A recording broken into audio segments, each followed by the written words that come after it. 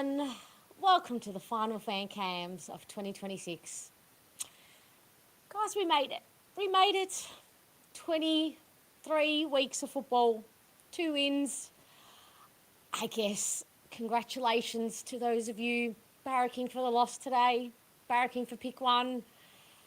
We did make it. We did make it. I am exhausted. I don't know about all of you, but this year has been exhausting. Rich makes a good point. At least we're not the Swans. Yes, it could be worse.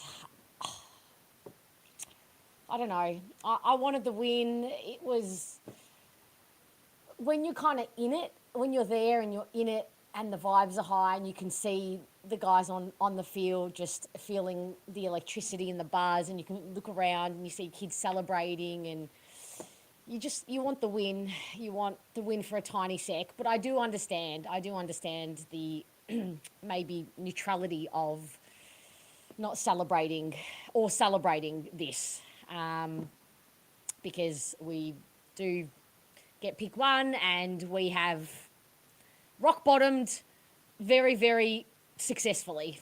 Let's say that, leave it at that. We have absolutely rock bottomed very well, and no one can say we're running away from rock bottom now, because we have done it. And, I was lucky enough to be in a corporate box today, and I was looking to the left every time we kick goals, and Matt Rosa was sitting in the box, and I was just watching his body language, and was just trying to read his mind from a couple of boxes away. And I thought, he's out here watching guys like Unwin and Perkins, and in his mind all the kind of permutations of what he's going to do with the number one pick, and are there going to be phone calls coming to him? Like all of those conversations are going to change so quickly this week for him. So, he's got a lot to play with, and honestly, they should be excited. They should be excited about the opportunities and all the kids that they're going to be able to get through the door, because there are some good ones. So it's the final fan cams. I expect a very full green room. Final time for the year. Jump on. You can have your piece. You don't have to be on here for hours. You can say a couple of things and then say hello and then say farewell, because whilst this has been a season that we want to forget, it has been a full season of Bomber Banter, and I feel very grateful to have had you all along for the journey. So hope you're all doing well. Had a quick flick through the comments, and seems like it's a bit of a mixed bag of how you guys are feeling. Honestly, I think it feels a bit shit now because we were so close and we were in the game, but I suspect, in a couple of days, our minds are going to be refocused very quickly, won't they? So, Dan, firstly, thank you. Very welcome for all your excellent work this year. Bright light in the dark time. Next excellent game by Cads and Perko, especially Perko. Hopefully shuts up the noisy doubters. He's ours. He had some really good moments. He did. Caddy gets his bag. He's officially kicked more goals this season than possibly another forward that we got rid of, but don't know, can't confirm. He deserved that. Can somebody please keep me abreast of my big ginger? I couldn't concentrate after that. I couldn't get my head in the game after I saw that. He's played sore and battled for the second half of this season, and really wanted to be out there. So this is a really sad end to his season if this delays his pre-season. So I will be very, very upset. I'm going to try my best not to think about it so I can get through the fan cams. But, yeah. Reedy got through. Yes, Jace nailed it. 23 out of 23 for Zach Reed. That is something to be absolutely celebrated, because, honestly, it could have gone very different. Very, very different. Adoti. That was a rough finish. It was because they teased.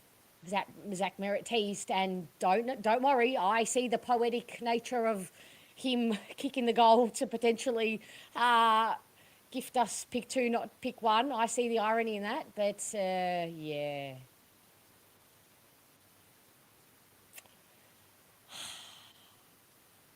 Hello, Jed. Killed it this year. Much love, my friend. Onwards and upwards. It is, well, literally and figuratively, it is. We have no other way to go. It is only up. Yeah. The quick replies, Essendon kills me. I know, Taz. It's the quick replies, but the ease of the quick replies. Like, we break 3 bones, we deliver a baby, we do a few push-ups, and then we get a goal. Like, we've got to go through all that to get a goal, and then they just walk it straight up the other end, out of the centre, goal. Kicking goals out of their backsides. The goals that they kicked, unbelievable. Quite unbelievable, to be honest. So, yeah, it makes for an exhausting watch of football. I'm not going to lie.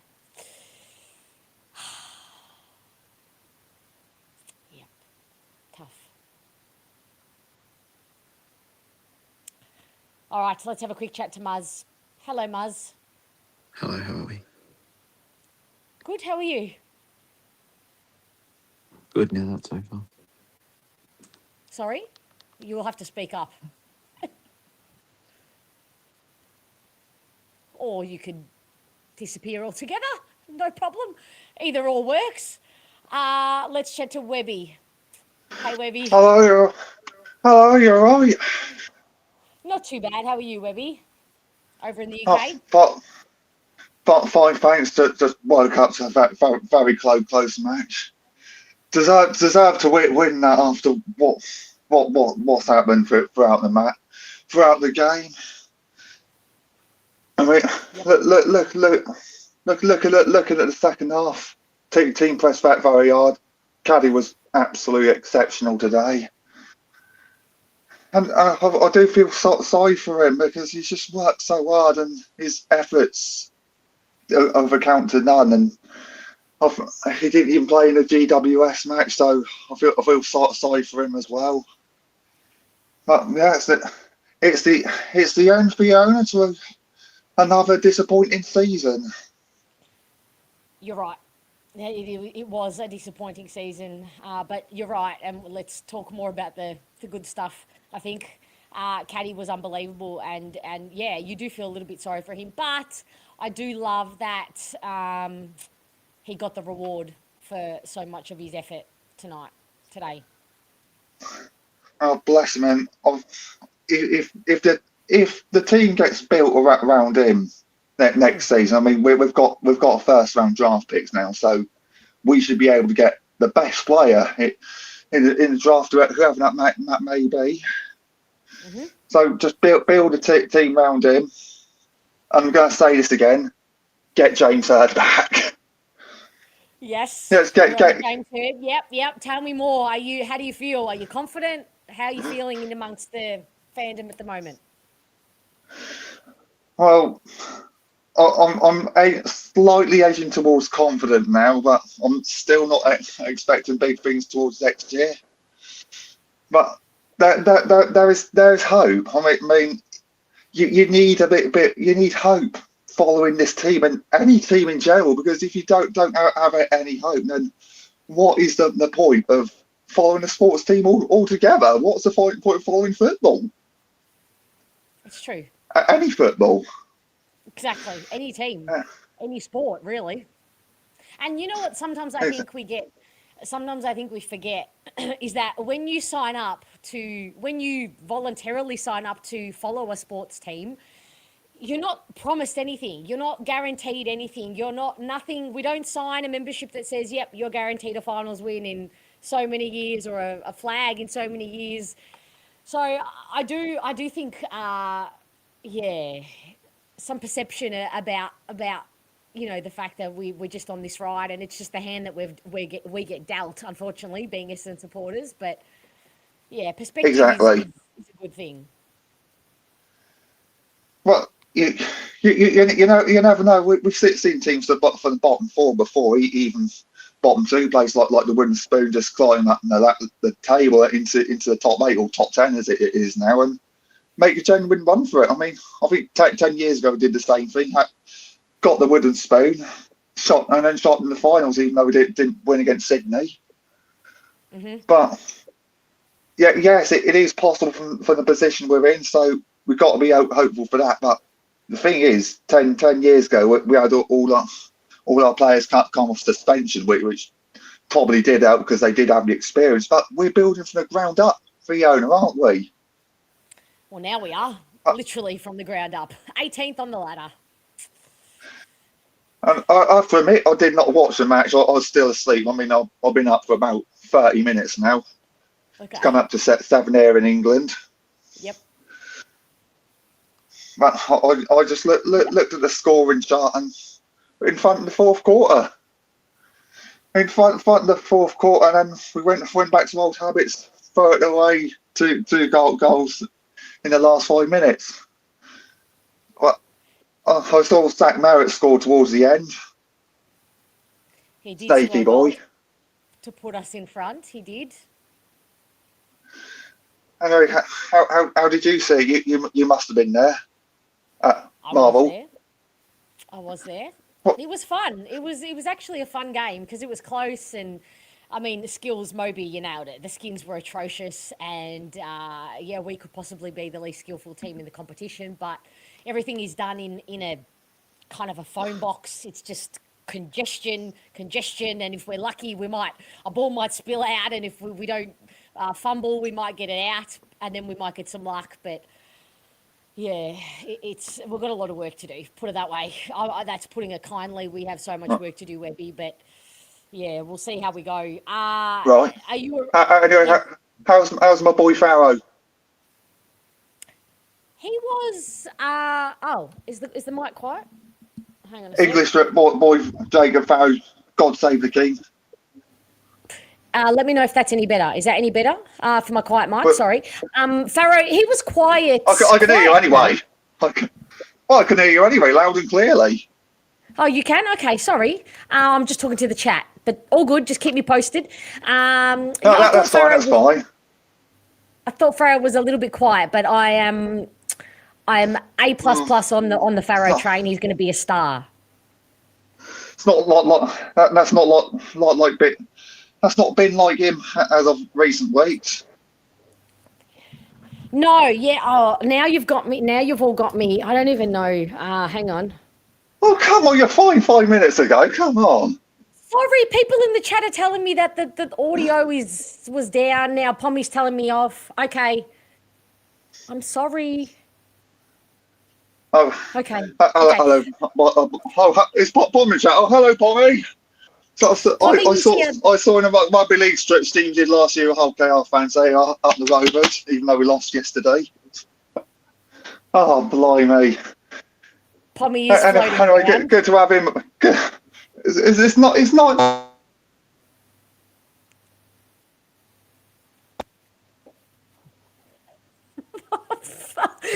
Okay, well, we're off to a wonderful, fantastic, brilliant start. Oh, we're back. Oh, now your volume's gone funny now. I've lost you. I've lost you. Webby, are you there? What is going on? Yeah, now your volume's gone funny. Okay. Webby, I love you, but I've lost you. All right, let's try Muzz again. Muzz. Hello. We got you? Got me. Okay, hit it. We got number 1 pick. Thank God. Listen, I'm going to care people when I lose, to be honest, because either way, nothing happens. We either get first pick or second pick, so didn't really matter if we won or lost today, to be honest. Good effort by the boys, Caddy especially, 6 goals. He'll take a bag for himself. He'll walk out of Marvel, going to pre-season very, very happy with himself. That's good. Caddy has an ego. Means Essendon's hype train's all up and about. True. Kako's kicked the goal for the first time in ever. It feels like it, doesn't it? It was a nice goal too. It was very funny. I think he went to go one way and then he went another way, and I think he did a bit of a dance. Listen, he's a great little small forward, but the problem is he can only kick on the one side of his foot. He can only kick on the right side of his foot. He can't kick on his left. We have a few in that boat, Muzz, my friend. Yeah, I know we have a few in that boat. Yeah, but I don't know. Someone in the chat told me when was last time Kako kicked the goal, because I would love to know. Feels like a long time. It's probably not, but It has. it feels like it. I'm still dying on the hill though. Anyone is welcome to join me on that hill. Your man Peter, right? By what it looks like he buckled his knee.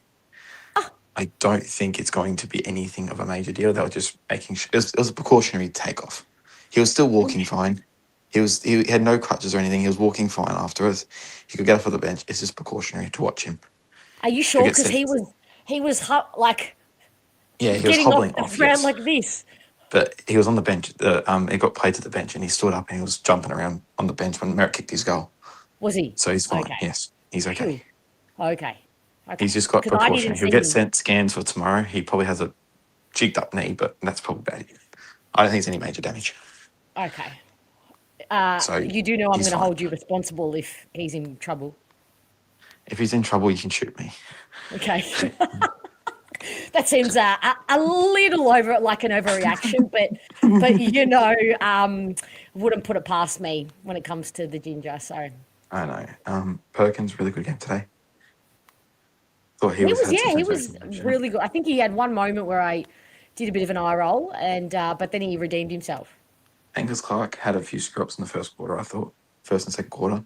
In the back end of that game, though, he kicked 3 goals. He came back and he showed a good second half. Now, I don't know if it's just me or if it's majority everyone. Essendon scares me with how fast they play with their ball movement. I understand we've got to take the game on. We can see the game opening up, right? And that's perfectly fine. Play quick and fast. But when you're just playing quick and fast for no bloody reason, where we can just chill the ball down and relax for a minute, they scare me because that's when Port Adelaide go from one end to the other and they score a goal. And they have Georgiades up there, mind you, the only senior player on their team today, besides Ollie Wines. It's a good point. It's a very good point. Butters, Horn Francis, and mind blank, Rosie. It's a bit of an indictment. It's a bit of an indictment that we lost that, isn't it? They barely had a team. We lost in centre bounce. We lost to them in centre bounce scores. Scoring off the centre bounce. They were 7-0. That can't be. We can't have lost the centre bounce count. Or even the stoppage. We cannot have lost clearances. I think we lost the stoppages too. I'm pretty sure we did lose. That's very not good. Very, very not good. And they had half their midfield out, by the way. So that's concerning signs. I would agree with that. Yes, I would agree. No, we broke even, which is not even that great. It's not 37 that good. all. We should have absolutely beaten them comprehensively in the centre bounce and at stoppage. And you nailed it, Chris Setterfield. I tell you what, this guy. I don't want to sound like I'm glazing him every week, but you know what? He deserves it because immediately he got to the end of this season without injury and he played like an absolute beast. So sign him. Yeah. There should have been his contract just blue tacked to his locker down at Marvel Stadium because that one's a no-brainer for me. Can I just talk about one other guy that we have on our team and no one really talks about him? It's Reece Underwood. Yeah, he had one really good moment. I think it was in the third quarter, where I think he kicked it. I think it was to Caddy. I'm pretty sure. I think it was to Caddy. He got around the boundary line and he kicked it straight into the pocket. Back indoors. But Perko laid a terrific shepherd. He did. He also laid a terrific shepherd. But that was a highlight of the game. Very good. I couldn't deny that either. So, yeah, a lot of good, fantastic play. Merritt, when he kicked his goal, he looked like he wanted to stay at the club. He was hyped. Everyone got around him. I don't care if you're in the back line, whether you're on the bench. Everyone got around that man. And to be honest, although I think he is best off leaving the club at the end, come season's end, which it is now season's end. Yep. Although I would love him to stay. We are at the finish line, officially. We are at the finish line with that guy, I think. But we've got strong promises come towards 2027. for Magrath's 200th game to hand out on a high note with his 200th game, putting in that performance. Caddy kicking back at 6. Where do we go from now? It's hard to be it's hard to be upbeat. I understand, and I know like logically there's hope and all of that, but yeah, it was just not an easy game to win, but I think we should have won it. We should have won it, yes. Yeah, given Port's side, it's just disappointing that we didn't. Continue to have half their VFL side in, and we still lost that is blowing my mind still. Yeah. Yeah.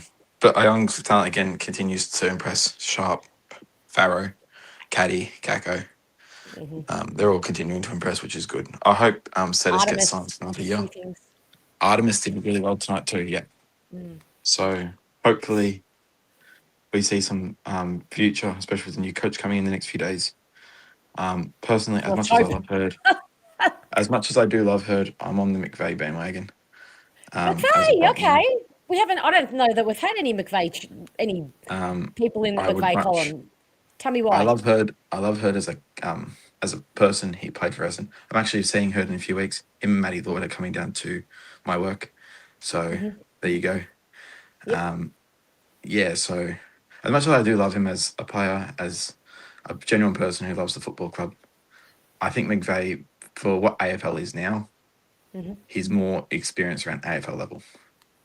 Okay. If Hurd comes on board with the Essendon and as an assistant coach, just has some type of role with the coaching staff, fair enough, maybe in the next few years. If McVeigh doesn't work out, fair enough, let him take the reins. I just feel like for what AFL is now, get experience at the level before you go taking on a full-time role, especially at AFL level as it currently stands. Yeah, I think that's a fair enough comment.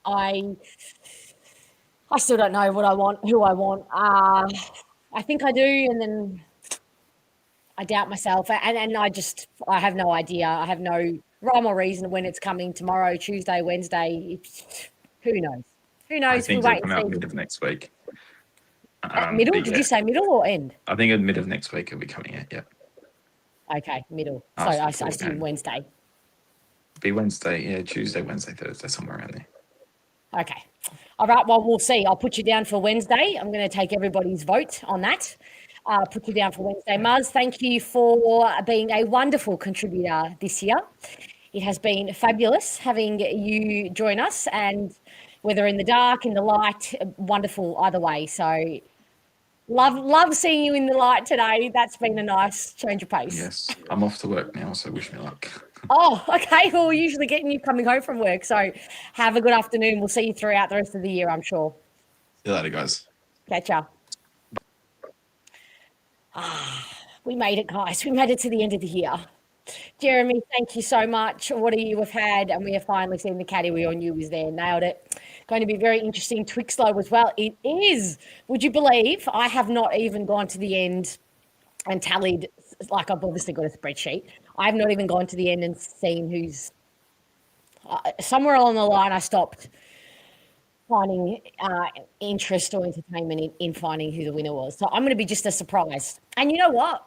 It's probably better that I didn't see who was leading or not, just to cut out, not that I would, but any chance of any bias going into this round. So Pommy and I, tomorrow night, we've got one more round of Twixes to give out. Unless the coaching announcement happens tomorrow, then we will be going live with a couple of others for the coaching live announcement, and the Twix show might be or postponed. See how we go. All right, let's have a chat to Hugh. Hey, Hugh. Hi, Fiona. How are you? Can you hear me? Can hear you well. Can you hear me? Thank you. I'm so paranoid every time I've done this. The sound, I'm technologically impaired. So. I know. It seems like every time you and Angela come on, for some reason you can't hear me and you got to reload. But we got lucky for this final fan cam. That's all my fault. Oh God. Well, I'm glad that's over. I'm so happy that's over. That 6 months. That was horrible. That was dog shit. I hate that kind of movie. I thought I thought when Zach kicked that goal with like 90 seconds left, I was like, wow, that's such a nice goodbye to him. That's such a lovely way for him to go out. And then fucking 13 seconds later, they get a centre clearance, and I'm like, oh my god. I was like, this is perfect. This is absolutely perfect. But you know, oh well. It depends how you look at it. Like, if you're looking at it as There's no way to look at it positively. Sorry to be a negative Nancy, but there's no way. No, but there were nice moments today, I guess. There were. Caddy, he's the GOAT. He's the best ever. Archie Perkins had some good moments. Love the love for Archie, just quietly getting some love so far on this show. Yeah, but he lacks confidence. He lacks like that innate confidence that all good players have. He's got all the physical tools, I feel, and he's like capable. He just, I hope they give him another crack. Setterfield is a warrior. I like Setterfield. Zach was obviously good, but it's his last game. I don't want to discuss him anymore. Yeah. God, I wish Sam Durham was out there today. Who else played? Like, the game was like 20 minutes ago, and I completely forget everything. Who else? Oh, yeah, Angus Clark. He was great. Clarky. I wanted him to. I thought he was trash, and then today he's just awesome. I'm like, man, I don't know shit. Kako. If Kako played for a good club, he'd be fucking. How good would he be? Fucking. I mean, look at Caddy. He's kicked 46 goals for the year in a bottom, literally the bottom team, and he missed so many. Yeah. So that is just, it's a star. Yeah. People saying we should have lost for the draft, but I don't know. I kind of like not winning the wooden spoon. Like. Okay. Yep. Oopsies, can you hear me? I've lost your beautiful face.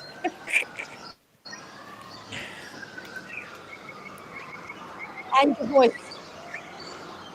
I can hear the birds chirping, and that's making me feel quite peaceful. Okay. This is just going beautifully, team. But it kind of is a lovely mirror for our season, isn't it? So I'm looking in the mirror. All right, let's try the Windy Hill windsock. The solution. Fiona, firstly, I want to say, I don't know how bad. I just want to make sure. I want to. Hopefully, your connection survives for the next little while. I don't know. It's a little bit shaky, but we will see. Okay. Well done this year, first and foremost. Like, you deserve a Purple Heart. And you were there every single week. We've been so shit. My favourite moment was, I remember listening to you after a game, and it was about 11 o'clock at night. And I actually fell asleep listening to you in bed. And I woke up at like 2 in the morning. You were still going. Firstly, it was like, what the fuck? There you go, Muzz. It's giving me some Purple Hearts. Love that. Thank you, Muzz. I mean, firstly, I don't know how. Yeah. So can I say to the Fan Cams, but yeah, fair.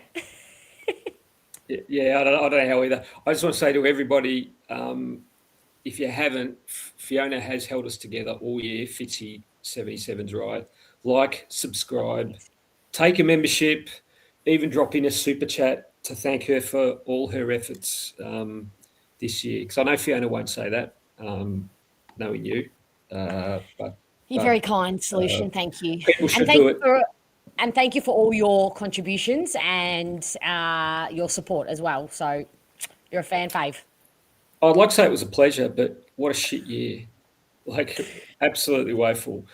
The worst, after a whole year of complete shitness, the worst thing that could have happened is we lost the number one pick. So at least in November, we're going to be top of the hill and kings for the month. So, like, that number one pick, I don't know. Do you reckon could we trade it for 2 picks in the top 5, do you think? there is a world where that's possible. I think the AFL would investigate the goings-ons about it and any kind of backyard handshakes, but there is a world where it does happen. I don't know that any club would agree to it, but stranger things happened, I guess. Would you prefer that? Would you prefer to give it up for 2? Well, all I know is in Rosa I trust. So look at, and this is the thing, like, as bad as this year was, our worst players were generally our most experienced. And we have so much hope for the future with guys like Webby's favourite, Farrow, with all these, I think that was his favourite, wasn't it? I can't remember. Yes. Like with all these budding young superstars, like Kako had a bit of second-year blues. Don't worry, he's going to be fine. He's going to be absolutely good. So, Great. yeah, we can. I think we can look forward to further development next year. But this is what I want to say: the coach is going to be selected this week. What I want to see, I know, and who am I to tell people what to do? But can we please end the shit show? Like whatever the decision is. Some of the behaviour I've seen online has been appalling. It has been pathetic. I've seen people, I think, deliberately undercut and even spread unfounded rumours about certain candidates because their preferred candidate is rumoured that week not to be the one getting the job. I think all that needs to end, and whoever it is who's picked, we should get behind them. Now, if it's not heard, just like calling out the elephant in the room, there's some high-profile people that have basically said they're going to try and spill the board or whatever. Like, get the fuck out of our club. Like, if you are Herd FC, not Essendon FC, if that's your preference, you're James Herd or bust, then go and follow James Herd FC, whatever that is. If Herd does not get the job, I don't want you anywhere near the board. I don't want you trying to spill the board. I don't want you trying to have any influence. Accept the umpire's decision and move the fuck on, because we need to get behind the club. It is going to be hard the next few years, whether it's Herd or anybody else. You think next year we're just going to rock up with a new coach and get, 10 wins, 15 wins? That's not going to happen. It's going to be another tough season. We're going to have to continue to build from the bottom. We're going to have to continue to give game times to the best young players, continue to look at those players that have been here 4 or 5 years to see whether they're going to make it or not, continue to turn the list over. It's going to be tough. It's going to be hard going. There is light at the end of the tunnel. But if it Herd or McVeigh or whoever, come middle of next year when we're 2-8, and people start rumbling about, it should have been James Herd. James Herd isn't going to take us to finals next year anyway. Like, it doesn't matter who it is. Even if they expand it to a final 12 next year. The AFL there's like a platinum wild card or something. Like whatever the fuck the AFL tries to do, what a joke that is. But anyway, we need to get behind the decision, and anybody who says they won't accept it and they'll walk away, walk. Don't let the door hit you on the way out. I often wonder, with all of the the politics, the very public politics in the last week, I often wonder, I would love to just have an insight into James Herd's mind in moments like that. Because I am cringing internally. I am embarrassed myself, and it's got nothing to do with me. Does he enjoy that? Does he like that? Is he embarrassed by that display? Can he stop it? Does he want to? I just wonder. It's just fascinating to me how he would be thinking and feeling right now. I think with some of the things online, he would be wanting to distance himself significantly from some of the things, particularly some of the things I've seen about McVeigh. who I think Heard and Upsetting. McVeigh's friendship will endure whatever happens this week. Yeah. And I think he would be appalled by some of the things that have been spread by people. So, yeah, I think to answer your question, he'd be mortified by some of the things that have been said. Yeah. Look, I will say I have been a little bit buoyed, and this could be partly because I have culled and curated my timelines on various social medias very, very well. But this week and the last couple of weeks, I have been buoyed by some people waking up to a lot of this, and I've been really happy to see a lot more people saying, I'm so over this. I'm ready to just get behind whoever it is. I have my preference. I have my strong preference, which is totally fine. You know me. I respect the passion, respect it, love it. But I've seen more people say, I have my preference, but will get behind whoever it is. So that's given me hope, a little bit of hope. Yeah, well, let's hope that those people, once the dust settles, let's hope that's the prevailing view, and people, just like they say, they're going to tear their membership ticket up, and then they're in the old days when you had the actual plastic membership, and then back at home they're sticky taping it together, and wanting to come the following week. Hopefully, those people that say they're going to walk away don't. But again, if they want to, fuck off. They come back. Yeah, I completely agree. I just think that's not how you love. That's conditional love, and this is an Essendon club, a whole club. It's an Essendon FC, and if you love the club, you love it despite its flaws, and that's. Look, if you're following it now, you love it. Like, who is here for the fun times? Who's here for the fair weather? None of us. Like, it's been shit for how long? That's been true. crap for how long? And this is the other thing I really want to say. Like I do not want, if it was to be James Hird, and look, he's an intelligent guy. I'm sure he wouldn't go down this path. But the last thing I would want to see is some kind of quick fix or some kind of idea that we can somehow trade our way out of the mud we're in and somehow shortcut. There is no shortcut. Look at St Kilda. Make all these moves off season, and where's it gotten them? Didn't even make the expanded finals. So it just goes to show Amazing that they didn't make finals. Can we just quickly just harp on that for a hot second? How did they not make finals? It's unbelievable. Yep, exactly right. Unbelievable. But again, living proof. You can't shortcut it. Yeah. You have to build from the bottom up. Yeah. But anyway, I've got nothing more to say other than, like, I hope we have unity. And again, you've done a fantastic job this year. Well done. I don't know how you do it sometimes, but you front up each week. I don't know how I do it. A strong will, strong mind, determination. Thank you. Where are you putting your coin on what day we're getting the coach?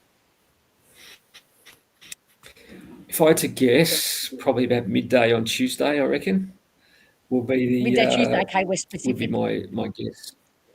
Yeah, very specific. I reckon about 12:15 on Tuesday would be my guess.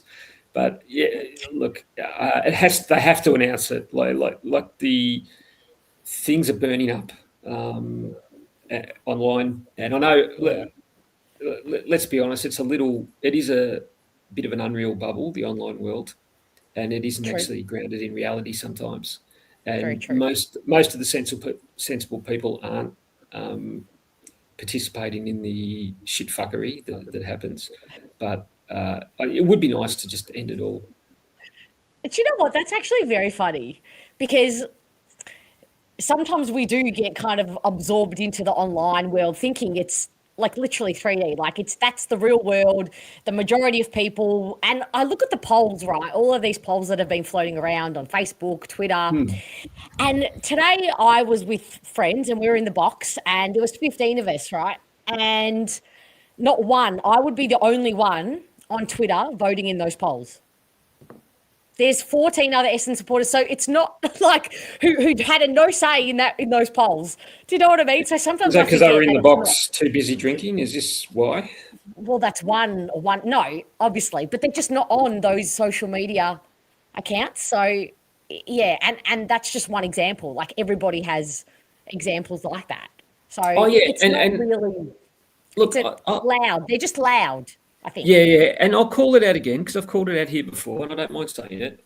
It's the herd sexuals, and the herd sexuals, just so people don't get offended, to me are those people that I think are in a cult, like they've lost all sense of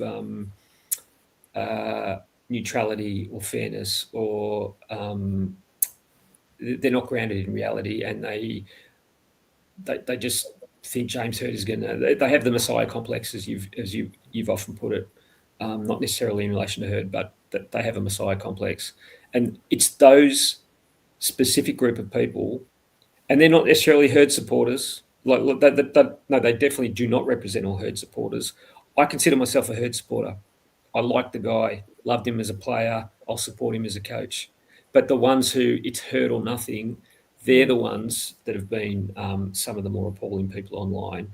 And it's the important differentiation, isn't it? Like the guy, yes. The people who support him, respect him, like him, support him either way, coach, non-coach. And then there's the other faction. Yeah. Exactly right. And they're the ones who are very, very loud, I think, small minority. And we shouldn't, to your point, we shouldn't equate the loudness with what percentage they represent of the fan base. Yeah, and that's my point. It was helpful to just reintroduce that perspective to myself, in my own brain, because you can get swallowed by because it is loud and it is toxic. It can just spread, and you can internalize it. So. All right, we'll keep our phones on and refresh the news on Tuesday, okay? According to the solution. Yeah. So good luck this week. Good luck this week, and again, well done this year. And everybody, like and subscribe. Yes, thank you so much. Much love for you and everything you bring to the channel. We love you. Thank you, Solution. Ciao. Have a good one. Bye. Chris, thank you so much for the super chat. An overall pie chart is needed for all the players who received a Twix this year. Trust me, it's been enough of a hell doing a spreadsheet. I do not enjoy spreadsheets. I have mad respect for you, all you smart mathy people and not mathy people who just love a spreadsheet. I have to bribe myself to look at a spreadsheet. I have to promise myself a coffee just to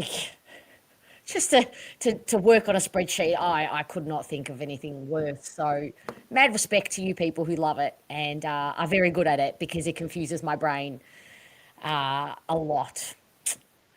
All right, let's have a chat to Charlie and Clinton. Hello, how you going? Pretty good. How are you? Good.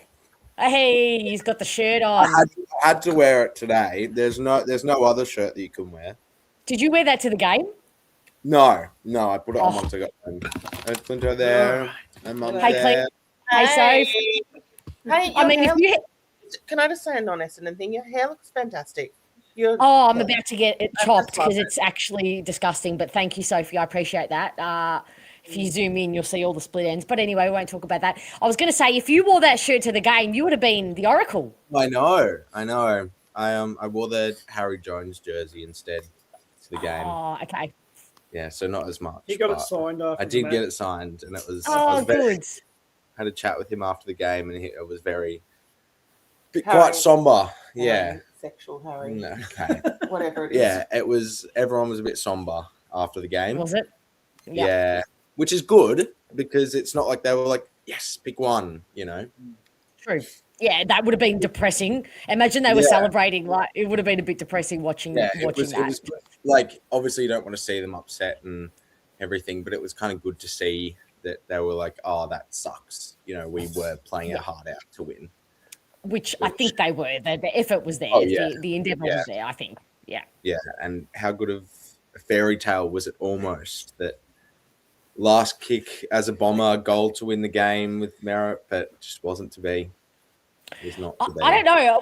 Would that have been a FU to?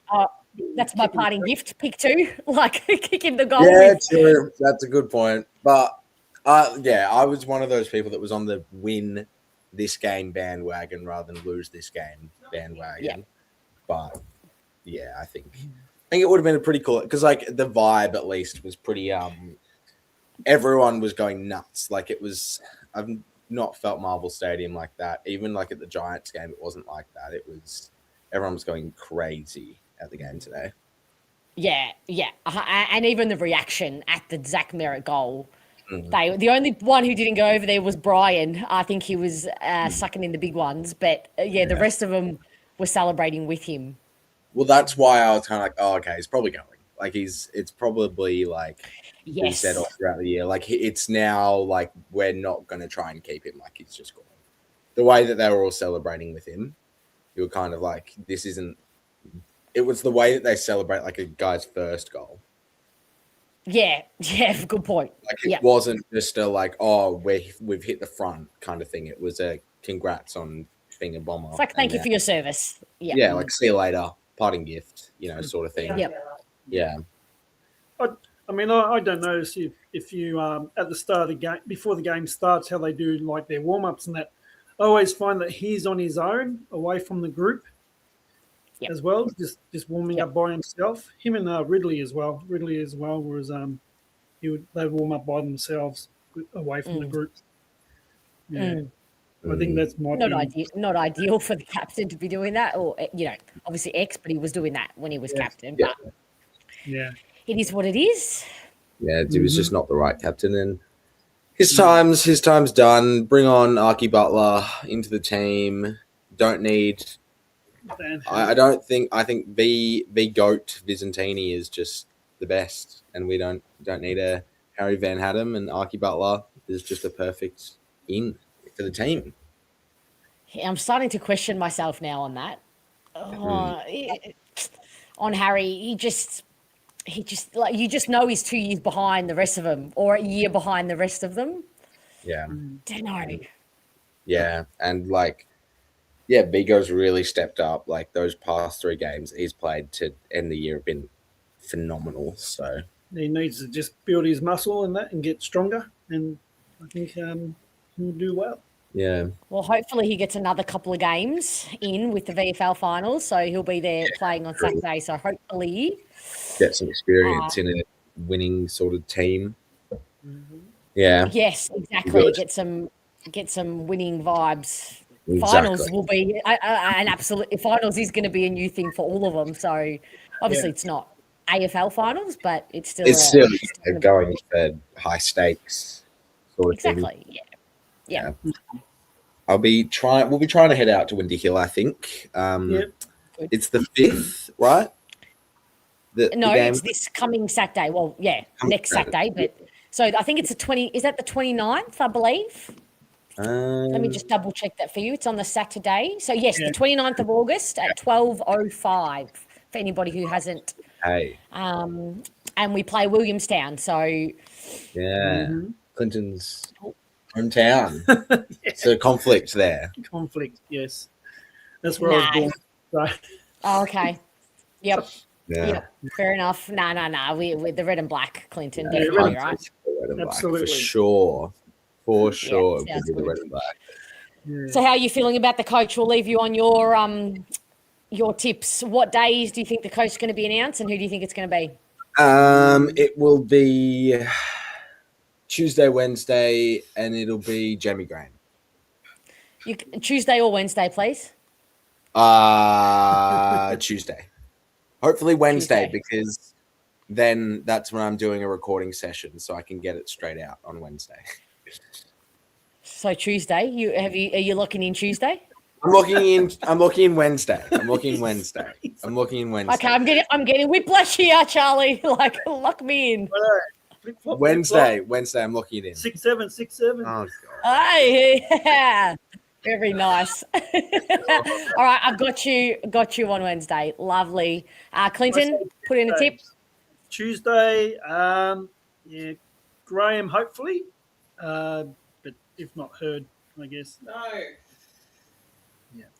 Yeah, Okay. that's the All right. tip. We'll wait and see. Well, yeah, as I said, it's definitely going to be this week, so we'll get some sweet relief from the speculation. Well, we've because we have to book the studio for the show that we're doing, and we booked a Friday for the coaching announcement a couple of weeks ago, and then we had to put it back another week as the coaching announcement episode, and now we've had to book, and they've said, guys, you need to stick to what your things said. If you've booked it for this thing, you need to do that thing. And I was like, but what are we meant to talk about if there's no coaching announcement? The guy on your shirt. Talk about the guy on your shirt. Exactly right. We'll be talking about that on Wednesday. So okay. Yeah. All right. So just remind everybody what the podcast is called. Red and Black Radio. Yes. And are you coming into the studio soon, Fiona? We need to get you in. Tell me when and where. I'll be there. Yeah. I'll be there. 100%. Squeeze you in my schedule. All right. Fiona, awesome. who do you think? Who are you thinking? Who do you want? I honestly don't know. An hour ago, I was thinking this morning, I was thinking Jamie Graham. An hour ago, after the game, I thought, I think it's going to be McVeigh. And then right now, I think it's going to be Hurd. So I am an unreliable source, witness, whatever you want to call me. I have no idea. I have gone around this bend so many times that I've lost complete insight into what my gut instinct said all along. Like, I don't know. I have, my head has joined the conversation and I don't know. What did your gut instinct say in the beginning when you knew? I don't know. Like, I have no semblance of any of that because I've just been going around the roundabout that I forget who I thought and felt it was going to be. But do you think that because so many other people have kind of, whether it's true or not, but so many people say they wouldn't have James Hurd in another team, like they wouldn't have James Hurd as a coach in another club. So what do you like? Is it just an Essendon thing? Like so many people say, that's the problem with Essendon. You stick with, you need to, kind of hit rock bottom this year. It's time to make a very serious change by going back to him. Is it, do you stay in that circle? Well, I guess the argument is that we haven't appointed an Essendon coach since he last coached. Mm-hmm. So it's not, the argument that it's got to be an Essendon person doesn't really fit that the puzzle. The piece doesn't fit in that puzzle. No. I just hope they make the right decision, of course, just like every other. But you know what? We'll never know. We won't know for years if it's the right decision. We won't know. Yeah. So everybody has their opinion on if it will be, but we just won't know.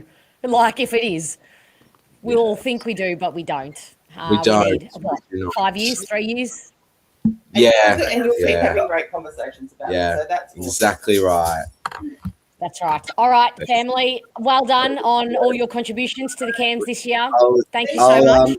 I'll chuck the link in the chat. So, check it out. Sounds if you want, guys. No worries. All right. Thanks, Fiona. Take care, Charlie. Catch ya. Bye. Bye.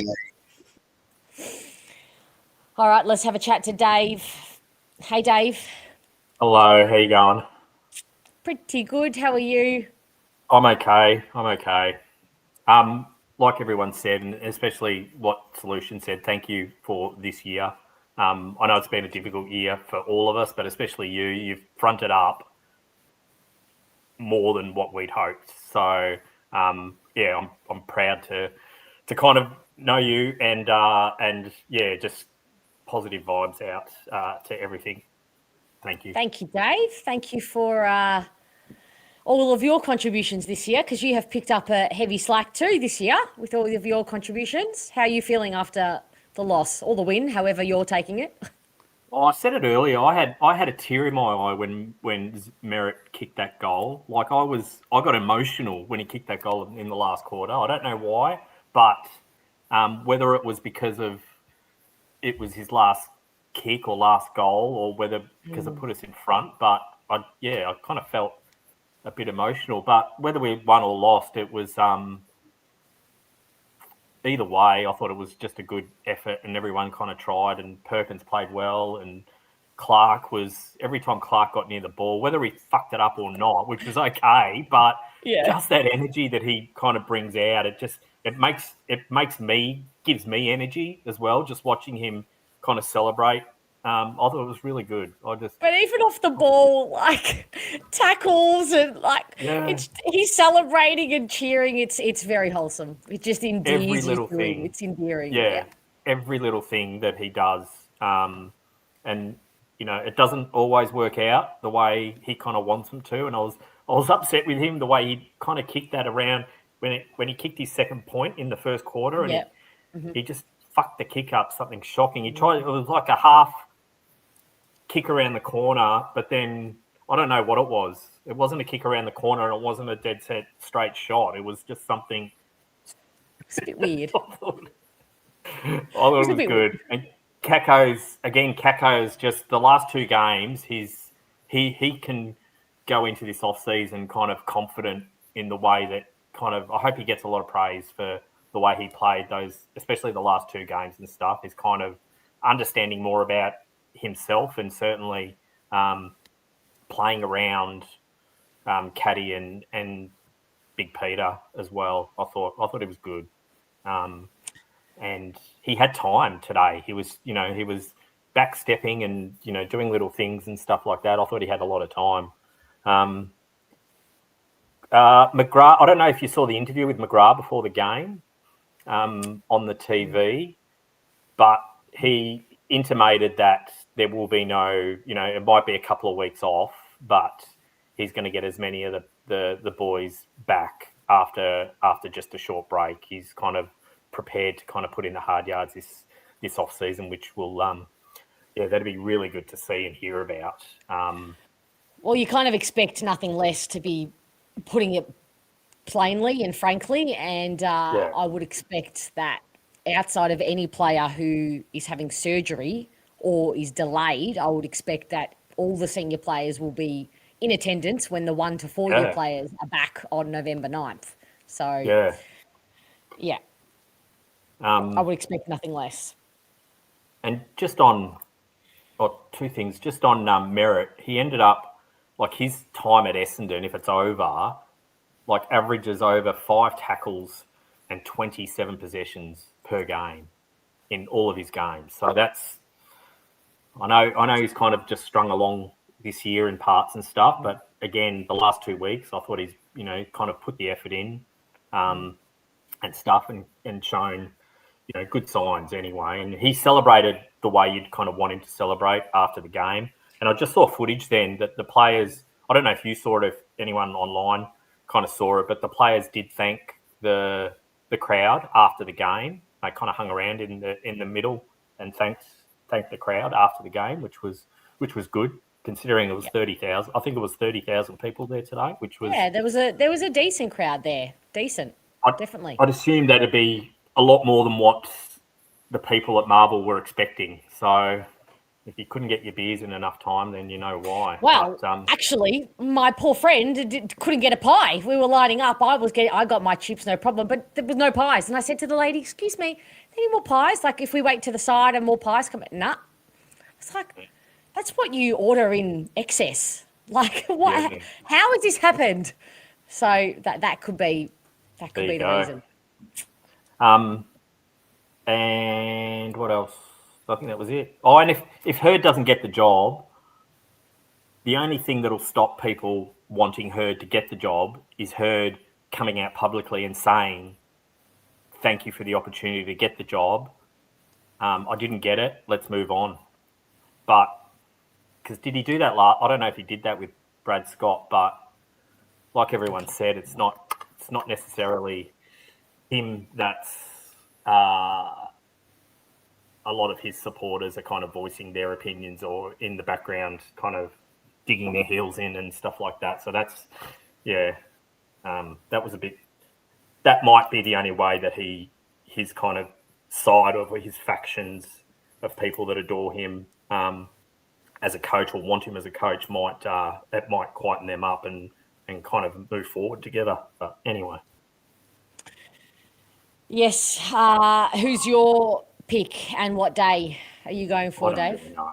I have no fucking idea anymore. Like you said before, it's too hard to pick. But Tuesday, 10:30.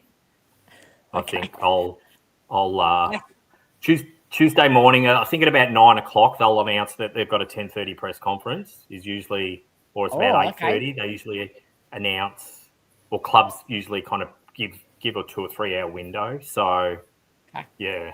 So you wouldn't want what like kind of Carlton did. They kind of drip fed to the media and to did they officially say it to the fans? I don't know, but they definitely told the media, who then drip fed it to the fans online about Fraser, and then the next day they did all the formalities. No, I don't know. I don't know. Is the coach going to be there when they do the announcement? That's another thing. Has to be. Do you reckon? You mean the press conference? Yeah. Has to be. The coach must be there. To announce the coach, do you think the new coach will be there? Will it be like if it's Jamie Graham, if it's Mark McVeigh? But we won't do an announcement. The announcement will be through the media and the Essendon social media pages. Do you think? Okay, is that what you're thinking? Well, it won't be a press conference, just Andrew Welsh and Tim Roberts there saying, "Oh, the coach is blah." Oh, I don't know. I don't think. I mean, that's my gut feel. That would be weird. Like the coach has to be at the press conference. Yeah. Surely. Am I being ridiculous for thinking that? No, you're not. You're not. I just don't know if they'll. I was expecting them not to be being a sit down press conference, but just being outside the club, standing up, announcing who it's going to be, and then and then they'll do another press conference with the coach later. I don't know. I'm not sure that's how it works, but look, hey, we do things very differently and spectacularly at Essendon, so who knows? It could be an Andrew Welsh mini press conference at the front of the hangar. Who knows? Yeah, who knows? Could do. Listen to the radio then on Monday, probably Monday morning, then you'll start to get an idea with your Sam Edmonds and your bloody Tom Morrises and all of that. They'll probably have the best idea as to how it's going to be rolled out. Reckon. Yeah, Mitch Cleary. What radio is he on the radio? I have no idea. Does he work for AFL? I think, is he in AFL or Fox? I don't know. I lose track. I just can't keep up. They kind of just appear in my timelines just because of the algorithm. But yeah, interesting. It's going to be interesting. We wait and see, Dave. As I said earlier, thank you so much for your incredible contributions this year. It's been a ride. I'm sure we'll see you again before the year's out. You will. See ya. Okay, ciao. Catch ya. Bye. Let's have a chat to Brett. Oh, you gone black. Brett, are you there? If you can hear me, Brett, I can't see you.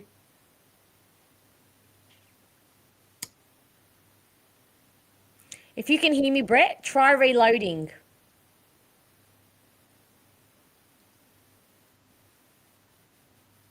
Okay.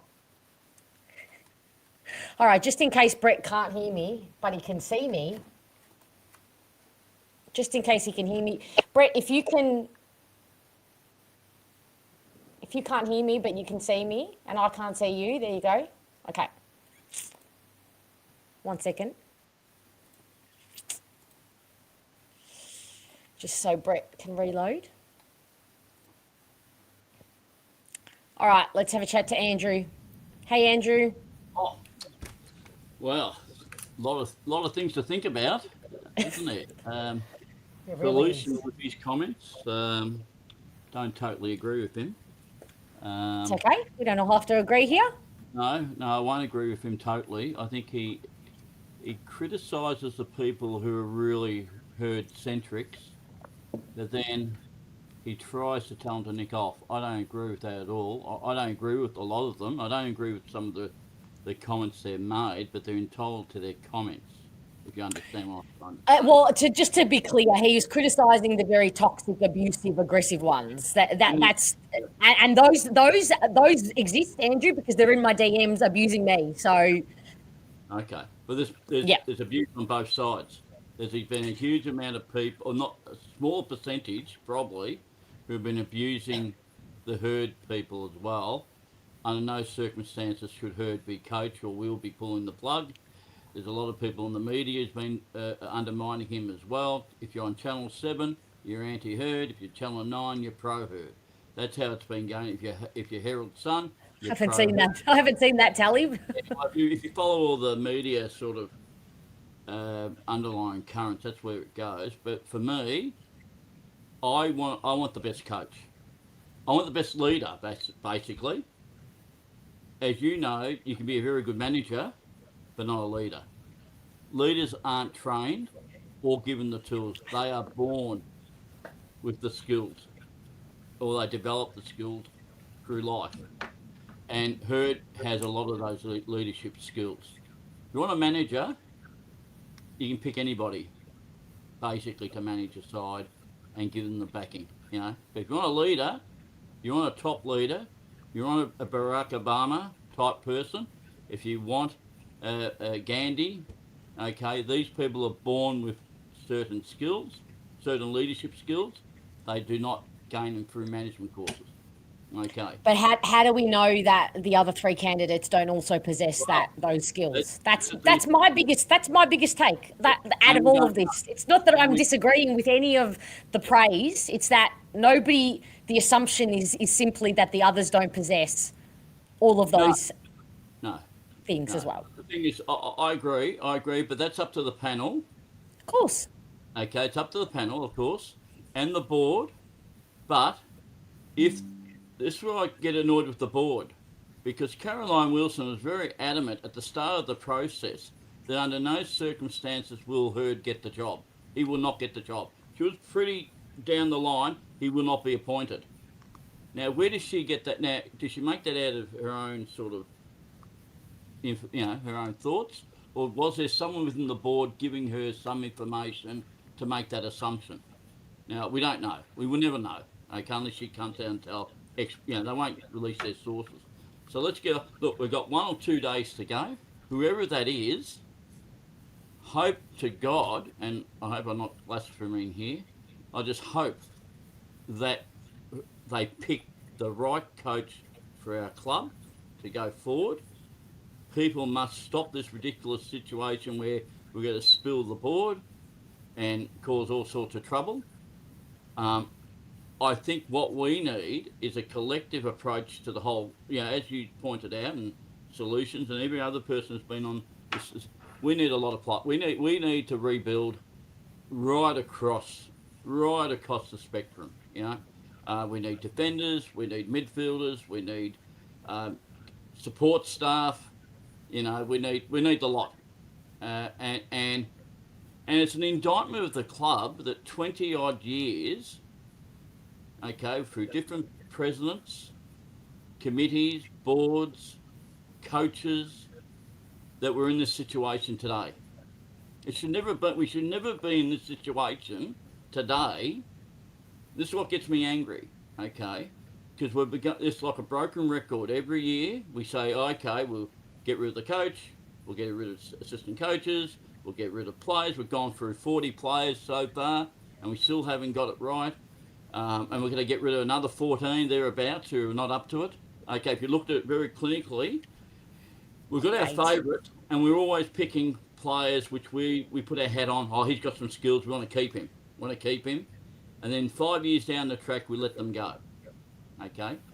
And that's, as a supporter, that's what you do. You basically put your faith in players and their abilities, and you see something and you like with them, and they never get to the point where, if you looked at the 2000 Premiership side, name me one player in today's side who may get into that 2000 Premiership side. One player who would knock off another player in that side. There might be there might be 2 or 3, but that's about it. So if we want to get our next Premiership side, we're rebuilding. So we had to rebuild, and we had to get the best. We had to get better. We need to get the better product or the better person to take that position. Now that might be a lot of pain. Your favourite player might not get a game in our next Premiership side. You know, my favourite player might not be in that next premiership side, but God, you know, we need to basically think that way. We need to get ruthless with our lists and a pro. You know, Hawthorn was a laughing stock when they got rid of. I'm sorry to everybody give a lecture today because this is the last one for the year for my lecture. That's all right. Well, I'm hitting on my little. Oh, and I apologise for not saying hello today. Apparently, my daughter and my son and that saw you, and I just ran past and. I was probably zipping around, so no, I didn't see you either, Andrew. Well, I just went straight to my seat. I was that keyed up for this game. I thought we would win. I was hoping to win. So sorry about the lecture, but I just so passionate that we need whatever happens on Monday, Tuesday, Wednesday.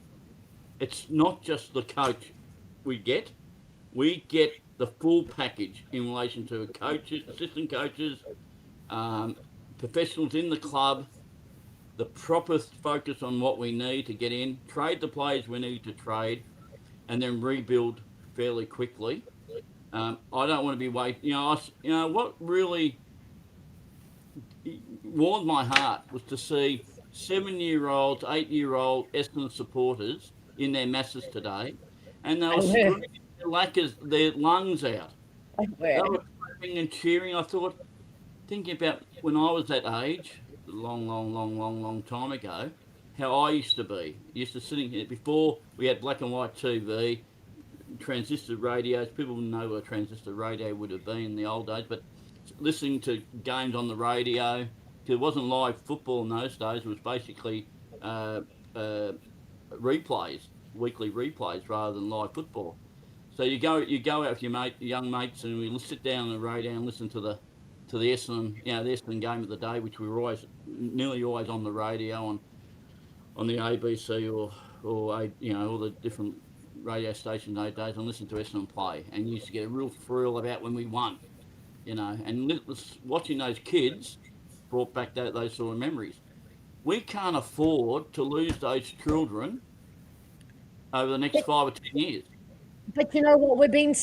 I was sitting there watching and looking around today, and I was the same. I was just looking at the kids and celebrating with their parents when the goals were kicked and when Caddy was going off. And I thought to myself, okay, there's only 30,000 of us here, but it was wholesome. And I felt like I'd be okay if there was just 30,000 of us moving forward. Like, I don't care. I'm not turned on by 100,000 members. Like, I can brag about it I'll get a dopamine hit online when I can brag about it to a Kangaroos member and a St Kilda supporter that I barrack for a club that has 100,000 members or not supporters, I should say, 80, 70,000. But if it's just the 30,000 members that are here, through the good times and the bad, I'm okay with it. It doesn't bother me. And it made me realise that even though I'm hearing, threats, people jumping off, if it's heard, if it's not, I'm okay. Like, I will be okay if the club is supported by 30,000 members,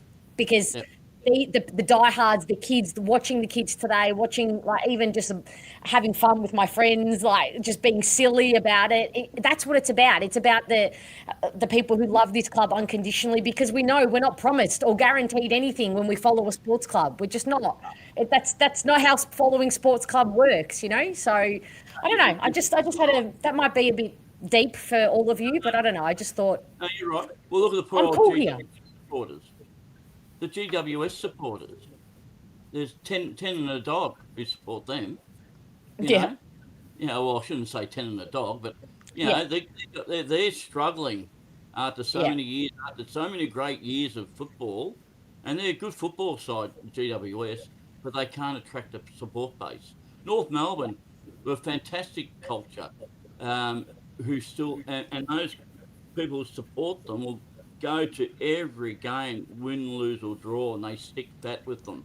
You're right. And sorry, I should just say, I'm not throwing shade over people who have dropped off this year or have been exhausted by this year. I don't begrudge you at all for that. It has been a hard slog of a year. It has been a grind. I've had to bribe myself to go to some games. I'm not going to lie. I'm not going to sugarcoat it. It hasn't felt great. So I'm not begrudging people who haven't gone. I just had a moment where I thought, just watching the purity of the kids, who were still there and sticking fat. And I just thought, this is what it's about, football. Win, lose.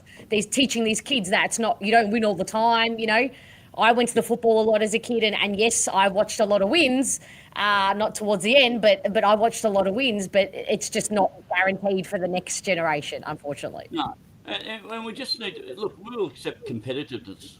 I think most supporters will accept. Maybe that's what it was. Maybe that's because it was a competitive game and we were in it, So maybe that's what it felt. That's what really, I think most supporters only want, really, competitive. Yeah. They'll stay there for the long haul.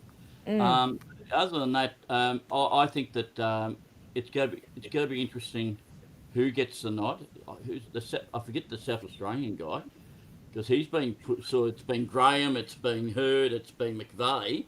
How would you be if it's the guy from South Australia? Well, that's good. If you're a betting person, which I am, would be fairly good odds. You make a bit of money on him if he gets up. But he's in the race. Nobody knows, which is fantastic with the committee or the people who are selecting the coach, that nothing's got out. I think now it's the time really to clean it all up. It really needs. It's getting to a point now. I think more damage is being done by not announcing it than holding off for whatever reason that they're holding off on. But so I think that we won. If you want to go to the game, there was some tired players, there's some injured players. I just hope that Wright hasn't done a bad knee. For God's sake, I know he was proppy. He's been proppy for weeks, so maybe it's just a bit of that sort of thing. I hope so. But it'd be terrible luck if he goes out the last game of the year with a reconstruction. For God, I'm saying God a lot because I didn't go to church today because I wanted to go to the footy. It's okay. You don't have to explain yourself. Anyway, I'm going out. I'm going out tomorrow to Tullamarine at 10. I'm planning to go around 10 o'clock to go to the Bomber shop to buy a couple of things, and I'll have breakfast at the cafe there. And I'm hoping that I can hear something in the someone say something.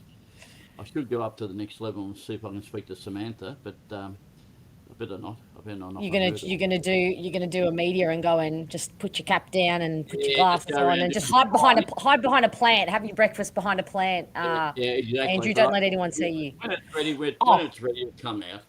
One sec. Okay, so Mr. Mushroom, thank you. Solly said at the presser he thinks Wright will be okay, but let's see.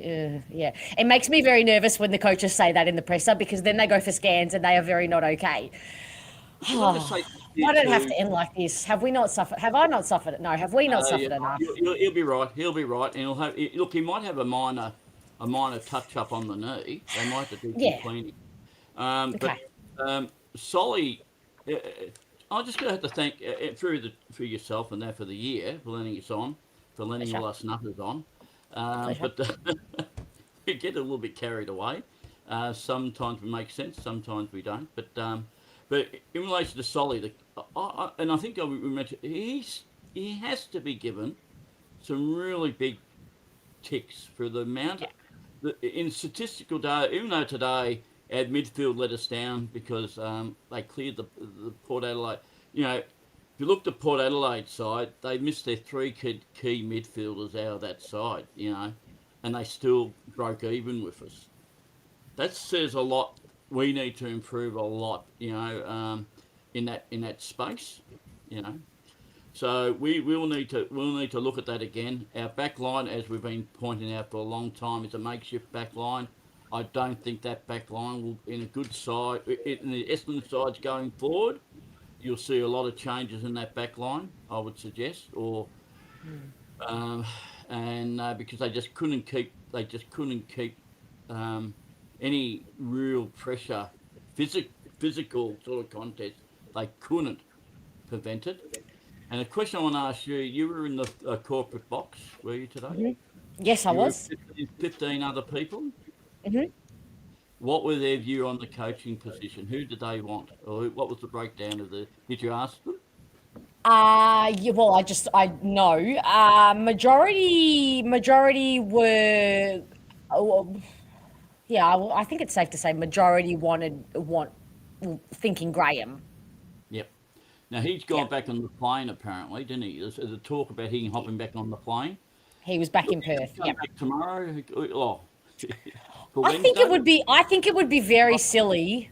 Yes. I would be unless the decision was made this morning. If they had a broad meeting or something, if the Yes. decision was made this morning, and Jamie Graham flew in yesterday, well, he'd have to go home because he has no clothes, nothing to actually stay here. That's the only. But I think otherwise, if it comes out, if the decision is Monday, Tuesday, there's no way that they would have sent him back on a plane. Down to Lowe's to get a cheap suit down at Lowe's. I mean, they could, but I don't. He's got a young family. I don't think so. It would be cruel. It would be cruel to do something like to him. No, and he was to be fair, he's my second pick. If I was going for the two, it was Hurd and Graham, and I couldn't split them, like this because I think Graham will be a very good coach. Yeah, I do too. Yeah, so. So what's your pick? When do you think it's going to come out, Andrew? What day am I putting you down for? Before Wednesday. I would think they want to get a bit of media coverage. Okay. If it's Hurd, they've got Channel 9 on they'll have Channel 9 on Monday night. They have him on air. Hang on, when does Hurd's show? Is it Monday night? Yeah, Monday night's the footy classified shows. Is that the one he's on? No, he's on the Tuesday night one. But they could easily bring him forward as a guest. I wonder if he would do the show. Like if he did the press conference during the day on Tuesday, would he do the show at night? That would be cool because he would be so giddy. He would be really giddy and happy, and he'd be able to I reckon he'd just be able to relax and just be like, he'd just go blah and he wouldn't be able to hide it. He'd be like a kid at Christmas, I reckon. Well, look, I think it'd be fantastic for him. But the thing is as well, there's talk about him taking, well, there's been some, we go by rumours. There's a lot of things on X and on the other channels about a joint ticket with McVeigh as the coach and him as the football director of football. There's talk about that, or the other way around. I'm not sure which way they go. It could be that way. It could be just, but I think the McVeigh issue, as I put in one of my X things, I thought that, and wanting the club to, and I think the club has done it, cleared, and there's a lot of, there was a league, the legal stuff in that disaster, Sydney Swans situation with the players and that. The lawyer for one of the groups, or the girls, females in that grouping, were basically there was officials in the room. He made it very clear on 3AW. There was officials in the room who weren't players. Now, he didn't say officials though. He didn't use that word. He said leaders. He said leaders. Okay. Well, but that could be, and that's what I took real umbrage at people suggesting, simply, as the solution said, suggesting that someone was in the room because it didn't suit the agenda for their own candidate that they want. I take real offence on behalf of that person. That is just not fair. It is not fair. And I think that lawyer needs to be pulled. If it, I hope that if it's not true, well, they'll all come out. But we had to do our due diligence. The club has to make absolutely sure that nobody in that room is connected to the Essendon Football Club, number one. I think that would have been a text message, a phone call reeled off very, very quickly after everything happened. So I think we're pretty safe there. All right, Andrew, we'll leave it there for the year. Thank you so much for all of your incredible contributions. You have been an absolute ride or die. So thank you so much for all of your support. Well, thank you for thank you for letting me on. Thank you for people not abusing me on. Well, they have. Well, whoever. People, we disagree. People can disagree, but yeah, right. Absolutely. But that's a democracy. That's what we want, and just hope we're all on the same page next year going forward, and it's a new fresh start. basically. Yeah, it absolutely will be, no matter who it is, and that I can get on board of. I don't care which one of the four it is. Just let me get on board a new train, because this train has come to its final destination. The wheels are coming off. It's going into the fire, into the furnace, and I want to jump on another train. So we'll see how we go. Monday, Tuesday, Wednesday. I've put you down for, what did you say, Tuesday? I'm going to say, I'm going to go out. I'm going to be wrong, but I'm going to say Monday at 10:30. Just because it's my agenda to be there and get on the cameras and. All right, Andrew. Right, all right, love it for you. I'll look for you in the background. Take care. We'll chat to you soon. See you all. Catch up. Bye.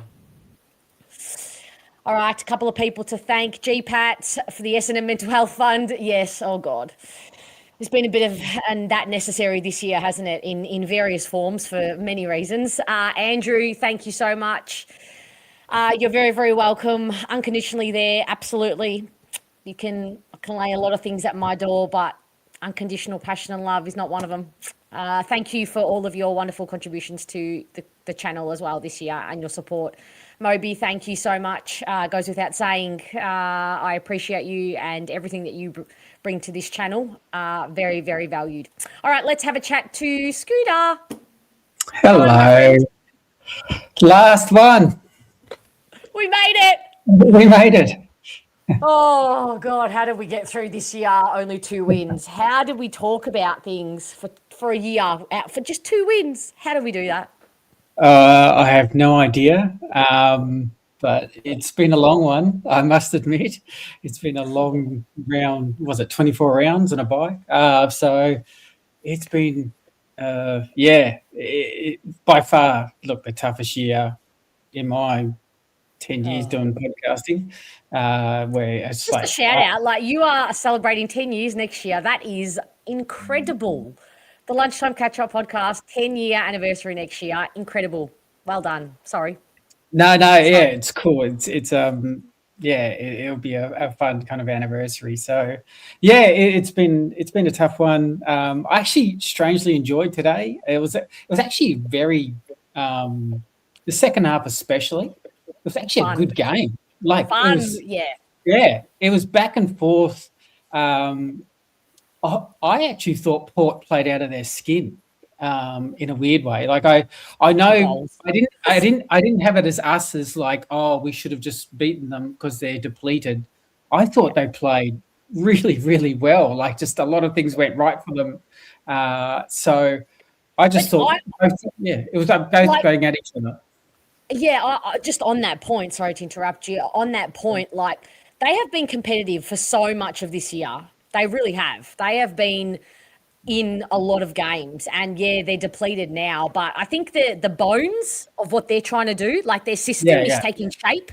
So even though, you don't have the players, sometimes if the essence of your system is still there, you can still do what they did today. And admittedly, they kicked some ridiculously skillful goals, like unbelievable goals. I know. They like I said, they just played a really good game. And look, and that's to say I thought we played pretty well too. So I didn't think our first 40 minutes was strong, to be honest. But I thought after that, we kind of clicked into gear.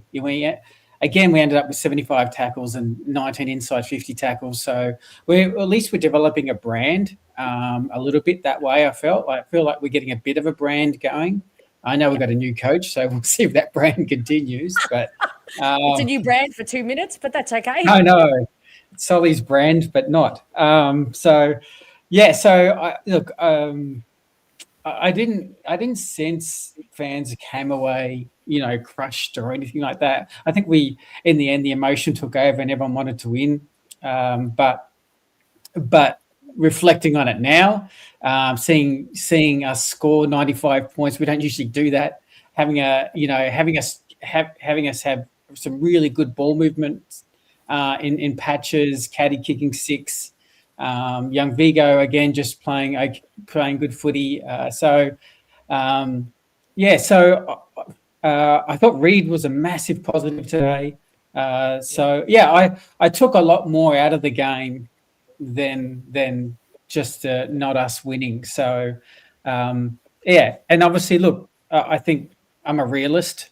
When you have that game, and you come away going, okay, well, now Matt Rosa has a lot of dominoes to use and can do a lot of strategy, and we have a new coach.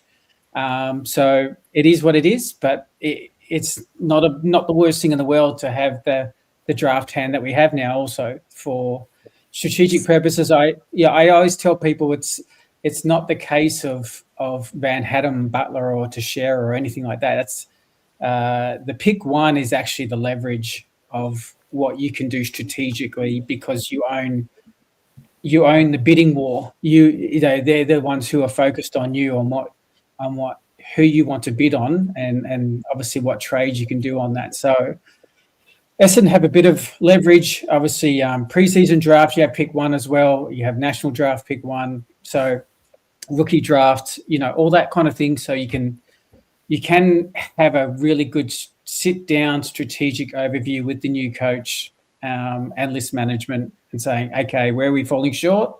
What do we want to do? Who's looking for trades? Who's on our lists next year? We see how we go, hey?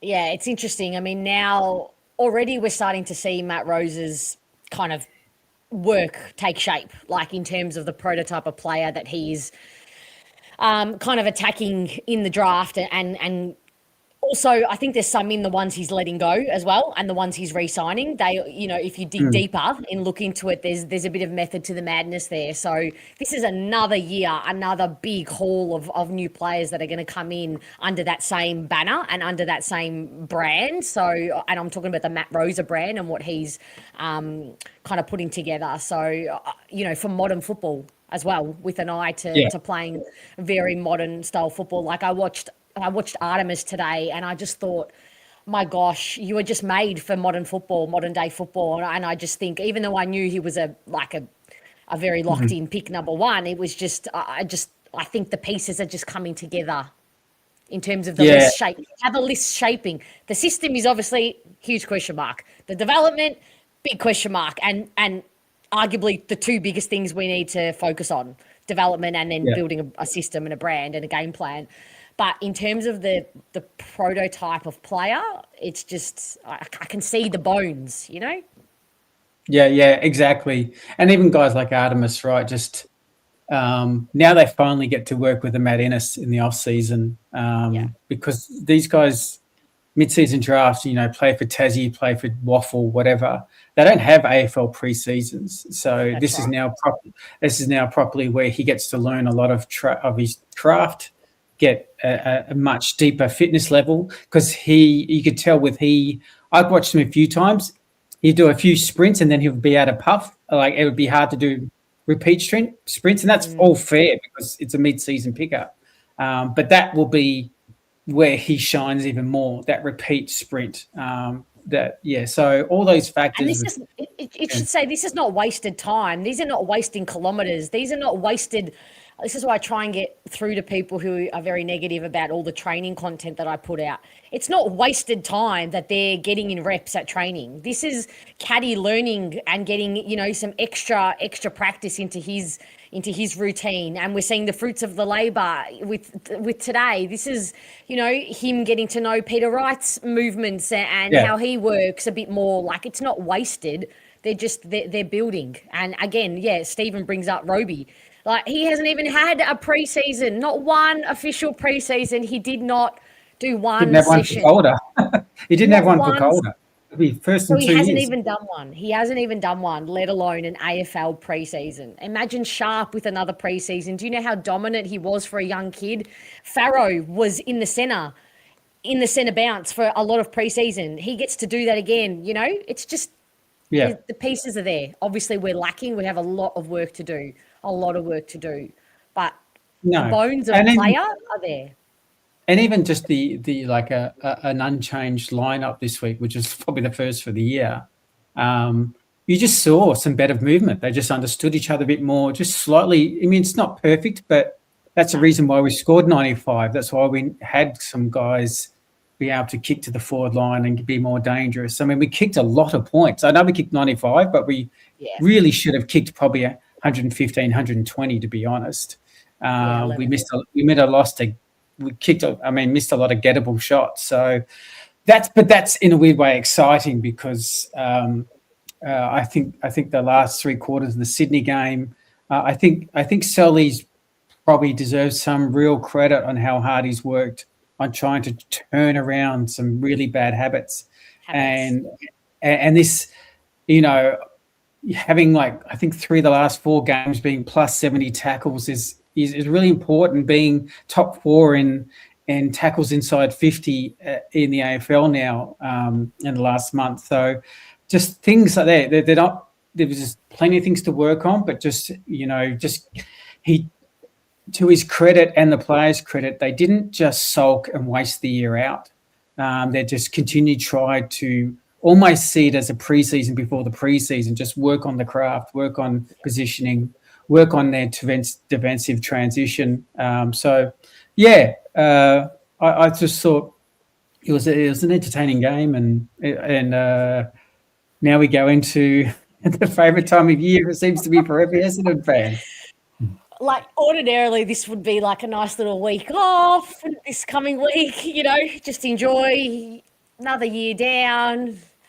Nah, it's going to be absolutely hectic. I don't know what you're expecting or actually tell us. What are you expecting? What does your gut say, obviously, about the coaching situation? How are you feeling?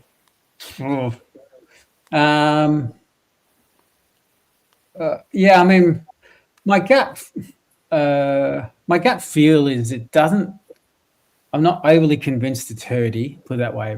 With my gut You're feeling, not? so I'm feeling like it's McVeigh or Graham. That's just my gut feel. I still think it could be Hurd. I don't know about you. I still think it could be Hurd. I do. I say that genuinely. Interesting.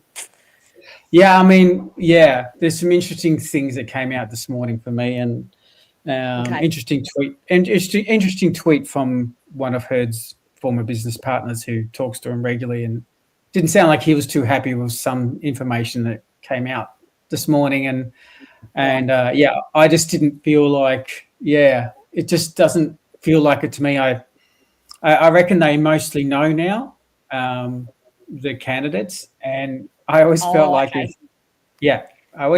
Hurd had it, we would all know by now. I just always felt that because if he didn't have it, he has a wide range of people that he knows. But if he didn't have it, wouldn't the noise be louder? That's how I feel. If we didn't have it, wouldn't the noise be louder given the theatrics of the camp? Look, possibly, but yeah. Whether it's the advice of maybe not putting down the club right now, I don't know. Okay. Whether it's gracious in defeat is what you're saying. Be gracious in defeat. Is that the message that's being pushed? I can't believe we have to tell adults about that, because this is what I teach my nieces who enjoy their basketball, but may not be in good basketball teams. I try and help them learn that. So it's amazing. It's amazing that no one really knows who the winner is. So I can hand on heart say I have no idea, absolutely zero. So when I say I don't think it's Hurd, that's a hunch. That is without any knowledge to my mind. So please, everyone, understand that. It's just a gut feel I have, but. My gut feel just has a feel that it's McVeigh, just as a gut feel. I was kind of 50-50 on Graham. I'm just trying to work out the Graham flying home part. I'm just trying to work out that. See, all of these pieces of and this, it's been 3 months of this, and now I've completely confused my brain. My brain doesn't know. I don't even know what my nervous system feels anymore. It's just I just need this to end. What I do know is I need this to end. KSAP. Yeah, and I'm not blaming the club because they never set a deadline. So you cannot actually delay something that you never set a date for. To delay something, you have to have set a date for it to be delayed. So I'm not blaming the club, but I do need to know for my own sanity. Yeah, it is. I just can't believe how well they've kept this information inside. But insane. But it has taken a while, so it's made it very hard on people who are like, who is it? Well, there's a question for you. Yeah. Yeah, that is a question. I've gone back and forth. Hand on heart, and Fiona will know this because we've had far too many chats on it. I've gone back and forth with nearly every candidate. I've had Davis at a point, I've had Graham at a point, I've had McVeigh at a point, and I've leaned towards Hurd sometimes as a possible. So I've gone through all four and done all stages of of like maybe. So I can honestly say I ended up just, which has been a theme on the podcast, I've ended up just saying, well, over to you at club, because you're hearing the presentations, I'm not.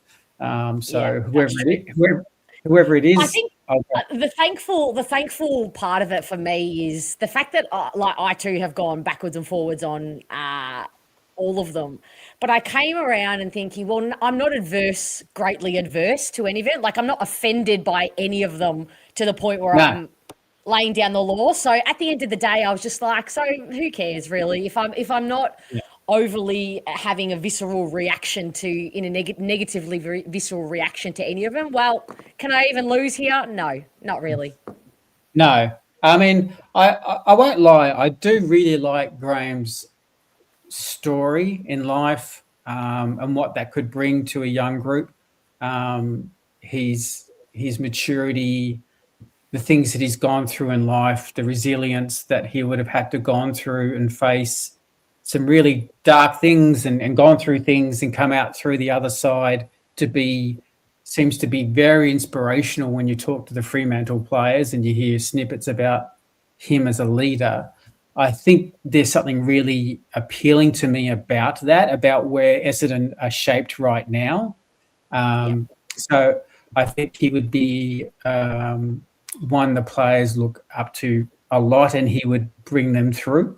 So there's a lot to like about Graham, I'll be honest, and I can see why he presents very well. Well, the feedback is obviously from Carlton, and obviously he came second in Collingwood to Macrae. I can see why he's highly regarded. I think he's so ready too. I think he's so prepped, primed, and ready to coach as well. My gut feel says that. So look, there is something appealing to that, but like I said, I am conscious of that. Everything I think is so much from afar of the information that's provided to me. It's I only capture 5-10% of the information to what the process. To what's the panel here, who go through those 2.5 hours of seeing their vision, going through each player, seeing how they want to develop, what their program is going to look like. So until you're in that room, it's you're only going on a fan's kind of view from afar of what you're just reading into something. And it's and like people ask me, oh gee, surely McVeigh, might not be as good as some others, but if I'm not in that room, I don't know what McVeigh's expressed for 2.5 hours. If we were all in that room, we all could be going, oh my goodness, this is unbelievable vision that this guy's put forward. But we wouldn't have that information. So that's how I'm just hesitant on saying I'm not putting one candidate, because if you don't know what they've outlined, and a guy like McVeigh would have thought about this for years. So this wouldn't have been, he obviously, was with Hurd going for it 4 years ago. But I know for a fact that he's been thinking about this for a while. So this is not something that he would have thought lightly on. He would have had a very thorough thought about the club, where it's going. I reckon he would know our list quite well, even though he's an assistant at Sydney. I think he would know us very well. I'd be interested to, wouldn't you love to have a chat to him and talk about the last 3 quarters of us just playing Sydney and him in the coach's box and saying, well, what did you see? You saw Vigo, you saw Sharp, you saw all of these. What did you see as a opposition coach about why you only won the last 3 quarters by a point? But yeah, so It's hard not to get excited watching that. yeah. I know we lost sensationally, but hard not to. And again, it's not that, again, everything's going to be fixed next year. It's that the bones are there, and now they just need to be nurtured and channeled in the right way with the right support and the right development. And it's not just the coach. It is the coaching panel. It is the experts at the craft that we bring in to help these guys, because the assistant coaches spend the most time, one-on-one time with them. So the coach is there, but the assistants are the ones who are intimate with them on that footy level. So it's sorry, I just had to I realized in 5 minutes I'm meant to be doing my podcast show. Oh God, I thought you were just going to say I've got breaking news. It's the coaches, yada yada. I was about to say, wow, okay, we might do the coaching. All right, all good. We will let you go. I've got 5-10 minutes. I said give me another 10 minutes. So no, you're right. So look, I did want to say, like others have said, it's been amazing seeing you grow through this channel, and seeing how much you've grown through this channel, because it's not an easy thing to do, to put yourself out there in front of people.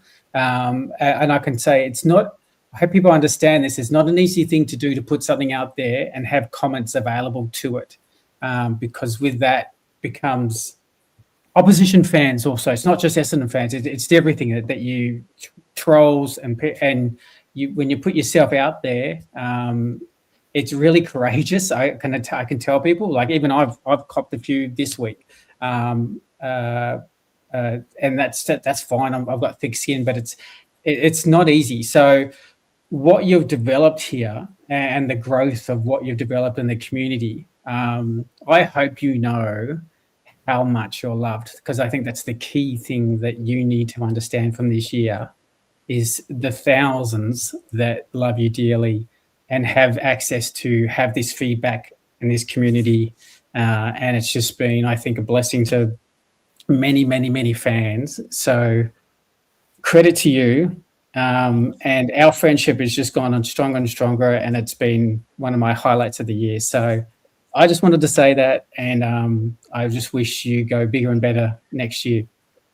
Thank you so much. They're very, very kind words. You're very kind to me. I am very grateful for you, and get defensive of you, because you have shown me enormous support, and I will come for anybody who comes to tear you down, because honestly, the support this man has given me behind the scenes, the encouragement, when I have, trust me, you might see me as think I am a confident, extroverted person, as the person you see, but if I showed you some of the messages that poor, some of my friends, Kit and of course Scooter, it's a very different story, and this is absolutely very hard, and sometimes it feels quite torturous, I'm not going to lie, because it does take a lot of courage and bravery to put yourself out there in this way, and the visibility hangover that I feel sometimes, because I feel like I'm too much and not enough at times for all of you. And that is because I love being here with all of you and giving you content. So it is not because of anything you're doing, it's a me thing, but I guess I'm saying thank you, Scooter, for being kind of the cushion when I need it, and the cheerleader when I need it, which is a lot. So, and thank you to the community, of course, because you've been amazing, and it's why I keep coming back. So if there was more bad than good, there might be one day you wake up and I'm gone, and you'll know that is because the bad has just overtaken the good, and I've been subsumed into all of the bad. But thank you so much, Scooter. Obviously, the Lunchtime Catch Up podcast, we will celebrate you so hard next year for your 10-year anniversary. I absolutely can't wait. So congratulations on that feat. But for now, we'll see you before the end of the year. This week, we will see you. Scooter will be joining us for the live show when the coach gets announced. So looking forward to that. For now, we wait and see. What day are you putting it down? What day am I writing you down for? What day are we going to have a new coach, please? We'll know definitely on Tuesday, I think. Ooh, he's gone the definitely. All right, might lock that one in. All right, Scooter, go do your show. Just very quickly for your audience. By the way, I know someone said it before. I looked at that press conference about Peter Wright, It felt like the club was confident he was okay because he looked at the medical staff and the presser, and they gave him the big, like, because he was like that. Oh, he's okay. Okay, cool. Okay. I got that funny feeling he's not too bad. Secondly, I feel like I just unclenched a little bit, everyone. Okay. Yes.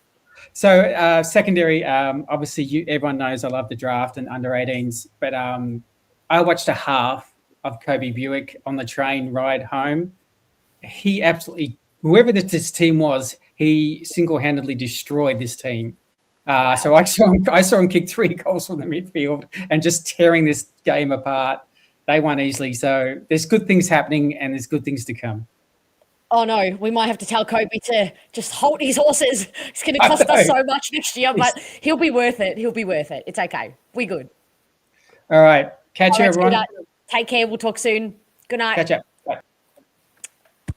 Wholesome. So wholesome. Okay. Hello, Joe. Oh, he's the best, isn't he, Scooter? Oh, honestly, he's an absolute superstar. G'day, Fiona. I hope you're doing well and feeling positive. You got to be feeling positive after that. Talk to me. What did you love? Or did you just love the loss? The number one pick? What part? No. The number one pick is good because it does enable a whole bunch of, shenanigans with the picks. And I think after what we saw with Big Vig, I don't think we need to go Van Hatten. I'm more than happy to go with yes, Garage Pod. I recently just got back from the footy. So no, there's so much positivity. There's so many good things to see from the kids. I mean, that we knew right from the get-go. I guess it's also just a positive vibe. I love the way the club has managed this entire situation. I like that we came in with an unchanged team for this week. I like that we've kept a really tight shit about who the coach is going to be. I love it that the media is absolutely pulling their hair out, trying to find out who it is, and they're trying to make us feel really anxious about it. But at the end of the day, we're the ones who are winning because regardless of who we pick, we know that it was picked over a period of time where they've crossed all their T's, dotted all their I's, made absolutely sure that the person that they've got really is the appropriate person for the gig. They obviously really want the job. And the way I see it, as you probably already know, I'm definitely big on Graham as our number one option. And I see Hurdy as a fallback. In the event that any of these coaches, for some reason or another, don't actually tick every single box that the panel want, at least you've got someone like Hurdy in the back who is super passionate and wants to do it. So I'm all aboard the Jamie Graham train for myself, and I'm really happy to see that a lot of these players were playing with spunk. It's always great to see another game into young Artemis. I thought he played a really good game today. It was good to see Unwin again this week. I loved Where do you sit on Unwin? Just stopping you there. Where do you sit on Unwin? I want to persist with him. I think he has traits. I don't think there's a necessary rush to move him on, especially if now that we've finished last and we get the AFL assistance package to potentially have those extra rookie spots. I'd be more than happy to give him one of those rookie spots, I think, because I like the speed that he has when he pushes up the ground a little bit, and he wants to take the game on. And I think that's a mental thing that might not come naturally to people to really want to take the game on. So I really like Unwin. I'd want to keep him on the list. I like that Kako really started to turn the corner. Obviously, he had a really injury-interrupted season, which has been really hard, and I think he's also copped a bit of unnecessary flack, I think, as a result of that really big interruption. But we saw him today when he's, up to the speed of the game and able to have repeat efforts and push through the midfield. He's such an exciting player to watch. So I'm really big fan of that, really big fan of the fact that Zach Reid played the entire season and we can't jinx it because he's played it. It's done. A whole season of Zach Reid. Get around us. It's going to be It's too good, Fiona. Take a bow, Man Innes. We don't deserve it. We don't deserve him. It's amazing. So the youngsters were really good. It was great, and I thought the vibe was quite positive around the ground. I thought the crowd did really well to try and encourage the players to come back. It was obviously a little bit quite anticlimactic how they were so quick to get their goals back out of the middle again. It's just like, read the script for goodness sake. People were amped for a all hot second. For 1 second, we were amped and buzzed, and then we're like, okay. The bubble, the balloon was just not inflated for long at all, was it? It felt like we were playing and we were just about to do good, but our cat walked across and pulled the cord out of the thing, and it's just like, connects. Was it the remote has been disconnected? The way it just was so instant, like it all just died. It was quite remarkable. We tried to get them back in, hit the lead again, and then immediately it was.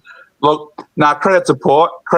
I thought they absolutely played a really good game. I was there with a couple of high school friends, one Essendon supporter, one Port supporter, and I just couldn't not just say congratulations on a great game, because they had to play out of their skin without Butters, without Horn Francis, without Alir, without we're obviously missing quite a few players too, but they're missing a core. And I thought they played absolutely out of their skin today. And ultimately, I think it was a really good learning experience for the players. Well done to Solly. I thought he handled it really well. He's been a class act the entire time. Absolutely love hearing him in his presses. And, he said it himself, if come Tuesday, Wednesday, Thursday, Merritt might decide to stay. But ultimately, more than happy for him to move on, more than happy for us to continue to embrace the rebuild, and it's a good rebuild, I think. Stick to the rebuild. Stick to the course, as Cal Toomey has said. No matter who comes in to coach, there can be no deflecting from this course, Joe.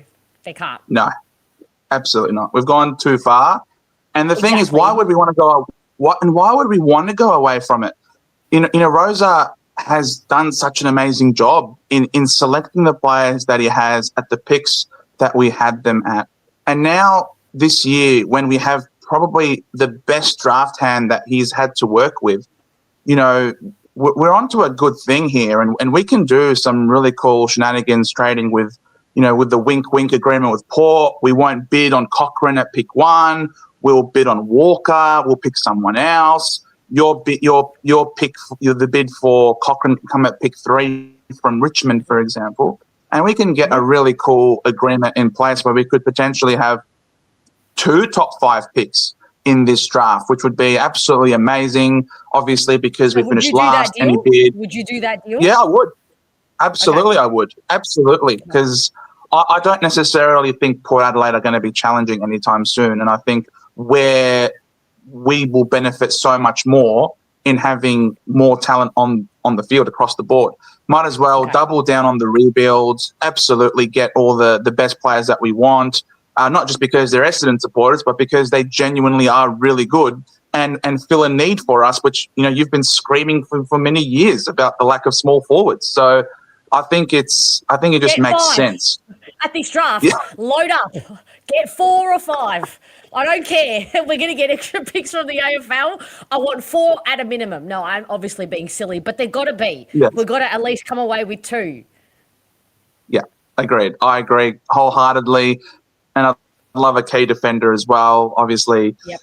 You'll have Felix on a lot from Everything Essendon, who will obviously be talking a lot more about the draft as we come closer. Obviously, Scooter will be talking a lot about the draft. He obviously has had some people on. So this is essentially the year. This is the part of the year now where the Bombers are historically known to win the off season. So, but I'm going to leave you with that. Thank you so much for an amazing year. I'll let someone else come on. You will forever affectionately be called fuckface to me. I will not let that. I will not let that live. I will not let that die. I will not let that die. The way that just slid out of my mouth, I literally, in the moment, I just remembered what that was for. Like, don't call me the FI, but yeah, Correct. fuckface, no problem. We've Correct. got no problems. Okay. Well, thank you, Joe, for all your wonderful contributions. You always bring absolute entertainment value, and we love you. So thank you so much. I'm sure I'll see you before the end of the year, but if I don't, thank you. Much love. Absolutely. See you guys. Catch- Have a good Bye. one. Wholesome. Tonight's been wholesome. All right, let's just talk quickly to Webby, who I think had a few last things he wanted to say.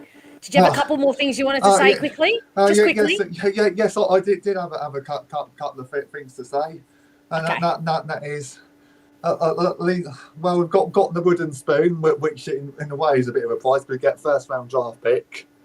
Yep. And also, so another big thing to say for me is thank you so much for absolutely everything this season. I mean, there's a lot of doom and gloom that is just going around the world at the moment. Whether it's like talk like bloody World War III, Russia, China, etc., North Korea, climate change. I mean, outside of sport and inside sport, Essendon, you are a beacon of hope to me.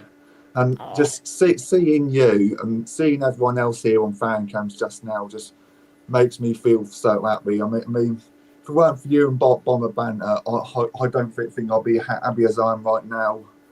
I mean, I do get upset in times in life, but I mean, just seeing you from the other side of the world just really cheers me up. And also, went to you have to know that you ringing on from the other side of the world makes me incredibly happy as well. So you bring a lot to this community too, Webby. Yeah. Also, went to a car boot sale 2 weeks ago and ended up finding this. Oh, look! So what about that, eh? How much did that put you back? And no, only cost about £3. So I thought, Wow. I'm having this. It's a bargain. That's a bargain. Lovely, Yeah. Webby. So yes, I'll be having my cups of teas and that from now on. Old Love it. 1980s Guernsey, eh? How about that? Beautiful. Only put you back £3. That's a bargain. You got yourself a good one there. Oh, lovely. I'm glad to made it back on. First round draft pick. Can't wait to see who we get. And I just hope, fingers crossed, we have a much better next season. 100%. And a new coach. So we've got a lot of things to look forward to. Anyway, take care. All right, Webby. Take care. We love you. Thank you so much. So much. Thank you, Webby. Take care of yourself. Catch ya. Slobbo. Always next year. Hopefully Herd and Sheedy can help. Ha ha. Just because Carlton are playing finals doesn't mean you have to taunt us, all right? No, it's okay. I can handle you. I can handle you, Slobbo. All right, let's chat to Chris. Hey, Chris. Hello. How are we doing? Yeah, pretty much my soul is crushed. You didn't want the pick one? No, I don't care. I just love that you're emphatic about it. I do love that part. I mean, is it really going to improve us?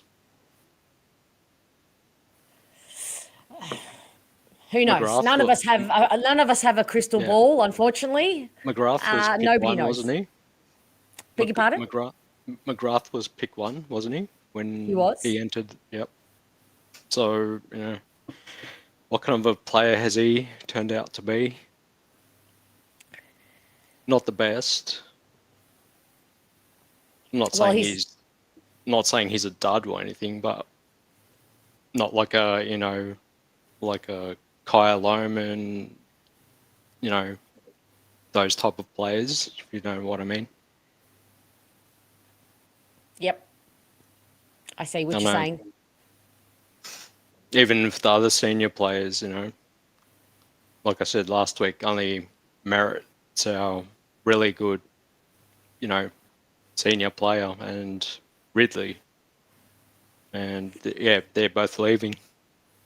But it was a better game today, much better than Sydney last week. It's just, I don't know, I just felt disappointed because they had so many key players out of their side, like you know, Rosie, Butters, Horn Francis, Leah, and Leah as well. Otherwise, if they were all playing, you know, we would have got, you know, hammered again, you know. Yep. Yeah.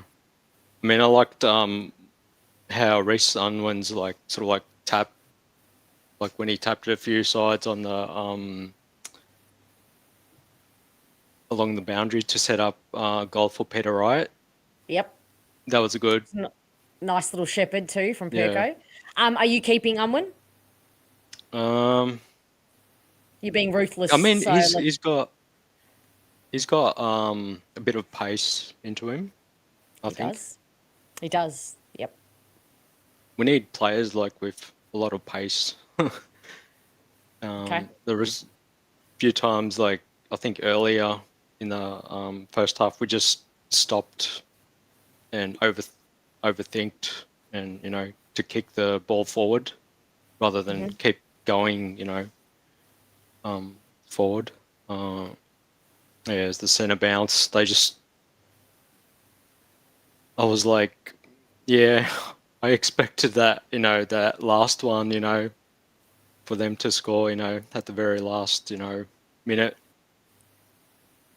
And, you know, how many times were we in forward 50? We just, you know, it's hard for us to, you know, convert. Such hard work. I know. And it I think, takes a lot of possessions to get a score. yeah. I mean, I think maybe Archer May's the missing piece, maybe. It's a very big piece of this puzzle, don't you worry. Also, I don't know why they didn't play. They didn't pick Alachka. I think he would have added a little bit more energy into the forwards. Yeah, I mean we really need a good key defender. You know. We need a big boy. Yeah, that's otherwise, what the number one pick is it a ruckman? Is it? Well, potentially the ruckman is a bit of a unicorn. That is, you know, possibility to go at number one in the open pool. Yeah. I mean, we got Vigo. Like he needs more training, and you know, Brian needs to he needs to get a little bit more training in the off season. Like I think in the second quarter, the last 5 minutes or so, I think he was a little bit more. I think he was a little bit uncompetitive. Brian. Okay. Yeah. It just seemed, I don't know, or maybe it was just gassed out. You know. Possibly, because I guess 2 meter Peter going off, he would have had to be. Vigo was down in the forward line a lot more, so Brian wouldn't have had the interchange as much because he would have had to play in the ruck. So maybe he was, which again is probably a little bit understandable, but you'd want to think next year it needs an enormous year. He needs a really good off season, Brian, really strong off season, and then next year, big year. Yeah. I mean, maybe it'll change a little bit more when Nick Martin and Fiorini come in, you know. That will help. Yeah. That will help, certainly. But I still think we've got a big job ahead of us. Yeah. So we got 12 out of contract players, is that right? I haven't counted the number. Is that the number? Could be. Yeah. And so is there a sort of like a certain amount they have to get rid of, or? No. No? No. Just certain spots that you have to, like, that you can fill. Not have to, that you can fill. So if you get a few, you've got to fill them. Yeah.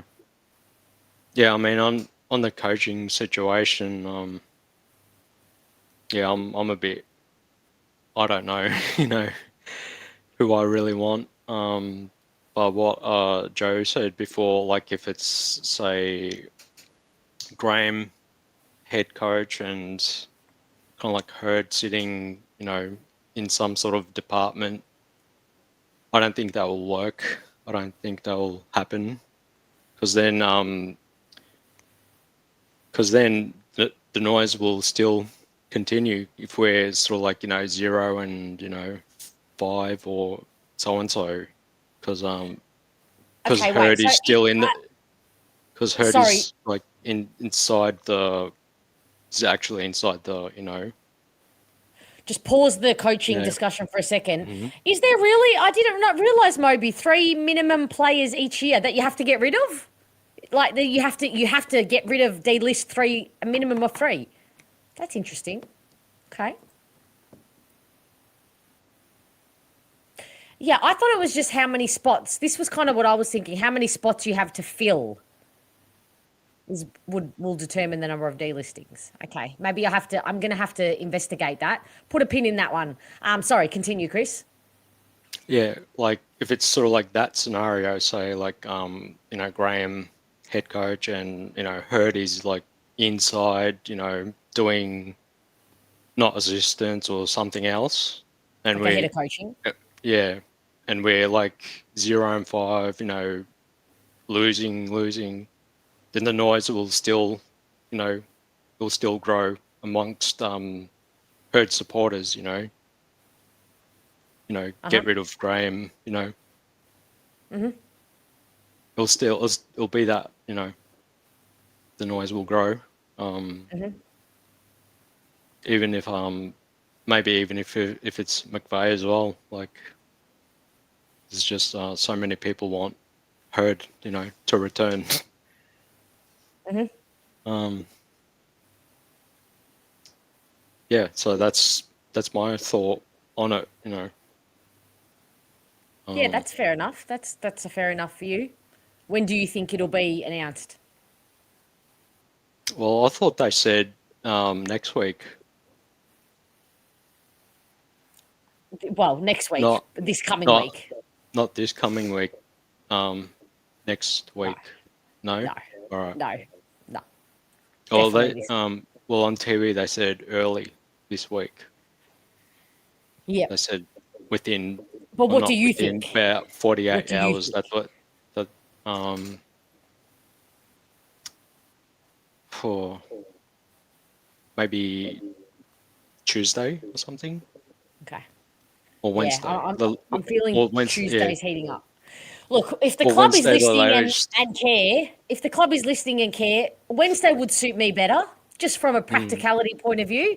So if we could just hold off until Wednesday, I know we've waited enough, but we've waited this long, so a couple more. Just if you could just give me 2 more days. No, obviously I'm kidding. Yeah. Look, Monday, tomorrow would be great. Yeah, I mean, I worry if it's going to be heard because social media, what they'll be, trolling and it's gonna hurt us really bad. I don't want to mention what that is. We all know what it is. It's That's going to be why a I sort of nightmare either way. that's why I sort of don't want him to be. I mean, even though I love him, but I'm like, we've Nobody tried. knows. We've tried like new. I mean, not new, like someone that's like has never been a part of Essendon, like Scott, Knights, and hasn't worked. So it's either they choose McVeigh or Hurd. I think it's going to be McVeigh because, like how I said last week, Welsh and McVeigh are, mates. Mates look after mates. Well, we hope we haven't been through all this, and that's the case. I certainly would hope not. So, but the good thing is that nobody knows, and everyone's guessing, and everyone has. Trust me, Maybe bro. I'm wrong. Source, so. Yeah. Maybe I'm wrong, but yeah. And the other thing is, we'll never know for sure. Like, there will be absolutes, people claiming, yeah, he got this because of this, but we'll just never will know. That no one knows unless it comes from the horse's mouth, and the horse would never admit to something like that, I guess. So, no, I'm always right. Yeah, Chris, I forgot. Thank you for reminding me. I know you're always right. You specifically. All right, Chris. Sorry, I'm talking to two Chris's. Chris, thank you so much for all your contributions this year. I just want to say, I just want to say, thank you for this year. Pleasure. Yeah, I'm not sure like how my input has really been, because I'm not that technical. Just okay. I see the easy parts of the overall easy part of the game. But yeah. No, you don't have to be. You definitely bring a lot to and it's good to have different perspectives. If everybody who called on was literally in the same mold and the same flavor and the same vibe, it would be a little bit boring. I'm not going to lie. And I myself as a consumer would click away and click off. So it doesn't matter that everyone who calls on is different. So you bring what you bring and we all consume it. So thank you, Chris. We'll be back here in this space definitely for the rest of before the year ends anyway. So we'll see how we go this week. But thank you, and we'll talk to you soon. Okay, thank you. Bye. All right, let's chat to Corey. Hello, Corey. Uh-oh. I can't hear anything. I'm so glad I have to get the trusted post-it notes out. I'm so glad I have to get the trusted post-it notes out for the last stream of the season. Reload. It's just meant to be, right? It's meant to be. All right, hang on. Just let me give Corey the link again. Oh, no, he didn't need it. Okay. This will work. All right. Hello, Chris. Are we all good now? Can you hear me? Yes, I can. See? It always works. How are you? Not too bad. Just watched my little nephew play a semi-final and my sister, who's 22, 23, playing elimination final in netball and footy today. So that consumed my day. So I've only just caught on what actually the result was today because I didn't pay attention to the game because I was out doing other things. So how did we go? What was the result of those games, please? Unfortunately, me little nephew, they lost their under-10s prelim final. They lost to the best team in the comp, possibly by 10 goals. So unfortunately, they're out. But and then my sister lost her netball elimination final by 1 goal. Okay. So we're 3 for 3. Essendon, sister, nephew. Yeah. It's on brand. It's on trend. We're good. Yeah, it is. But it was like, I'll give them credit. They really fought hard in both games and they tried their guts out, and that's all I can ask. So good on them, mate. Good on them. But no, from the game perspective, honestly, I couldn't fault the effort for what we did. As much as it seemed like it was such a back and forth game, especially in the second half, from just how easy the goals were coming from Port Adelaide and Essendon's point of view, especially in the last 4 or 5 minutes. It felt like it was no defensive pressure whatsoever. But it was really good to see guys like Gus Clark, Nate Caddy, and just people that would stand up, and you can see the potential of what they're going to be for years to come. And there was a lot of upside I could take out of today. Yeah, I think that's a very good summation, definitely. And I enjoyed watching Artemis and Sharp, and you see the future in those guys, and that's what's keeping us going. Imagine we didn't have them, this would be a depressing place. So I still sit on the heel of Kako. I think he will be an absolute star. We just need now some glue. We've got the pieces. Now we just need a bit of glue. Yeah, we've got the core, probably 8 to 10 players that you can build around. And I think this draft is absolutely crucial to that. Like, experts can say it's not a deep draft. I think it's the complete opposite. I think there's probably 3 to 4 rounds generally of good talent. They'll pick 50 to 60 players in this draft. And I think there's a lot of talent, regardless if it's outside the top 20. I think there's a lot of players with a lot of upside that we can look at, because we have to obviously build around players if Merritt leaves, if Ridley leaves, if Sardis decides to go. You need to find depth pieces and positions to build around. So I'm actually really excited to see what the draft becomes when it all is up and going. Yeah, and I back Rosa to get some gems. He's putting in a mountain of work. He is at so many games himself, not just sending, a lot of the people on, who are scouts, basically. He's going to high school games to watch Gus Teixeira, So Yeah. I back him in to make really good calls late. Some of the early calls might be obvious, but I back him to get some beauties.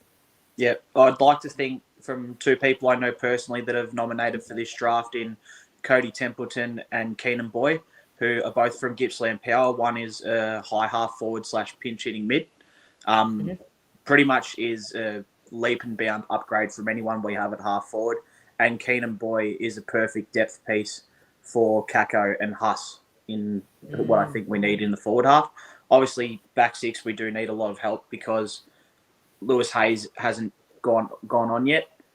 We don't know what Ben Mackay is going to be like coming into next year. Pray to God he has a really good season because this year he was beaten from pillar to post by the media and everyone else alike. So I hope he can get fit and get healthy and hopefully have a good year because, I think our back six is crucial to what we need to do going forward because I'll give Zach Reid a ton of credit and Matt Innes, our fitness department, credit for him to get 22 games out of him this year to go through basically 23 with barely anything wrong with him is a credit to him. And you can see the upside in the last two or 3 weeks how Reid played in the potential that you can see he's got. Yeah, nailed it. And even it just even makes me a little bit if we can add, as you say, well, the hope would be the ideal situation is that Lewis Hayes comes on with a really quickly, and builds some chemistry with Reedy very quickly. But barring that, we need a defender. And I even get a little bit of hope seeing Jackson Pryor's season this year, again, as just that role player, that solid role player that has just been consistent and barely fluctuated in terms of his form this year. So that gives me hope. I have seen some great signs from Redmond to close in this year. Langford's shown some good signs down there. So again, pieces, think about those guys who are kind of okay right now in a better system, in a better environment, and maybe they can go to the next level. Again, maybe no absolutes, but you would hope that they have better seasons next year because they've all underperformed, let's be honest. 100%, but you've also got to look at the upside and the potential of Jacob Farrow and Max Kondogiannis that could be your rebounding half backman / wingman, depending on what their upside is going forward, because they have shown some glimpses. More Farrow because of his kicking ability, but you don't draft Kondogiannis at pick 30 for no reason. So you could see through the preseason, through the vision and stuff you've shown over your Instagram reels and videos that you can see Kondogiannis has got ability. So I really hope he goes on to year 2 and really has a good season. So I'm really, I honestly can't wait. Yeah, there's a lot to like. Well, we'll end on the coaching. Who do you want? Who do you think? And what day do you think it's going to get announced? It'll either be done so most press conferences that I've seen with new coach announcements get done at, say, announcements through the media at, say, 10 to 12 o'clock, and then the press conferences is after lunchtime. So it's either lunchtime tomorrow or Tuesday. Pick one, please. No fence sitting. No fence sitting, then it'll be done tomorrow. Okay.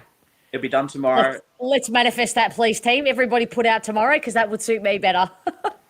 It'll be done tomorrow. It'll be done tomorrow. Our season's done, and then obviously they'll conduct exit interviews, etc., because they need to get on top of that. Okay. I personally believe deep down in my heart it's going to be James Hird, but I would also honestly prefer, and it's probably the least choice out of everyone, I'd love to see Murray Davis get the coaching role. I love that, Corey. I love the love for all of the various candidates, and we've had some tonight. Muzz said that he was on the McVeigh. He wanted McVeigh. Scooter was probably. Oh, Joe said Graham. You're going Davis. Love it. Oh, well, we don't know. Nobody knows. We'll find out, though, in the next couple of days. Tomorrow, 100%. Please, or Wednesday. Tuesday's very, very inconvenient, but, of course, we'll make it work. Thank you, Corey, so much for everything that you've brought this year to the BB fam. Love your insights. Oh, thank you kindly. I appreciate it. And thank you for giving me the time to speak. And ramble on and enjoy everyone else's opinions on Bomber Banter. It's unreal. Like the community, the fan base is unreal, and I honestly can't wait to talk again. Thank you so much, Corey. Much love, and thank you for the lovely words. We'll speak to you soon. No worries. See you. Bye. Wholesome. All right, let's close it out with the wholesome of all wholesome for the final time in 2026. Hello, Noel. Hello.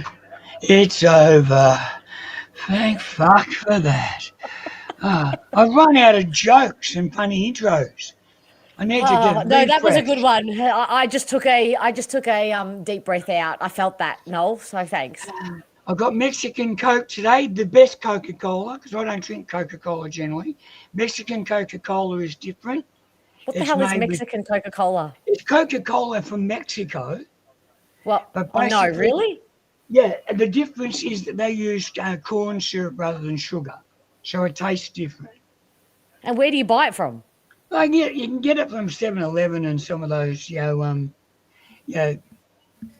convenience store type things like, Quickies or whatever they're called. They have a lot of the American soft drinks and lollies and stuff.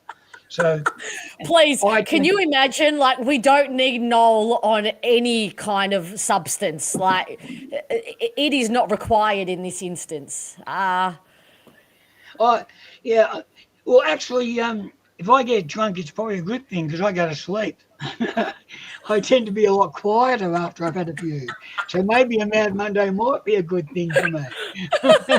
Okay. Fair play, righto. Someone get Noel a beverage. No, kidding. No, I'm fine. Yeah. No, look, well, Chris has got a question for you, though. What am I doing for Mad Monday? I don't know. Well, it's not, the season's not over. Because we've still got VFL, we've still got AFLW, so the season's not over. Wow. But it's sort of Mad, this book is closed. Yeah, this part. But Mad Monday's the same for any Monday for me. Any Monday's mad for me. But I'll probably have a couple of quiet ones. We'll see what happens. But yeah, as you said, you don't need me getting any more kooky than I already am. But what you're just kooky enough. And do we see that as a win? I think when it came down to we don't throw the ball up in the air properly and we don't give the ball back, when that normally would have been the case, different result maybe. Who knows? Because we only lose by a kick. I see what you're saying. Yeah, we only lose by a kick. Half a dozen there, it's... Get the ball out of the middle. They got the ball out of the middle, 4 or 5 times in that last quarter, didn't they, to make it? That's something we need to work on. But Brian had a good day in the ruck. He had a lot of hit outs anyway. He was the best ruckman from hit outs for the day, 28 or something like that. Yeah, 29. Yep. Yeah. So I think he played majority of his time in there. That's why, because I think Vito played a lot more forward. It was fun seeing the two brothers playing on each other, giving each other a bit of a nudge and a push and a shove. It was. So that was funny. I think Dante miskicked it to him on occasions. But are we obsessed with handball? We're just over the top with handball. Yeah. Especially in that first half. You're just going, get the ball and kick it. But then, and all happens is you kick the ball and you kick it to the opposition because everyone's moved forward for a handball, so everyone's out of position. Yeah. Yeah. Oh God, I don't want to name the culprit, but there was one handball, and it was just.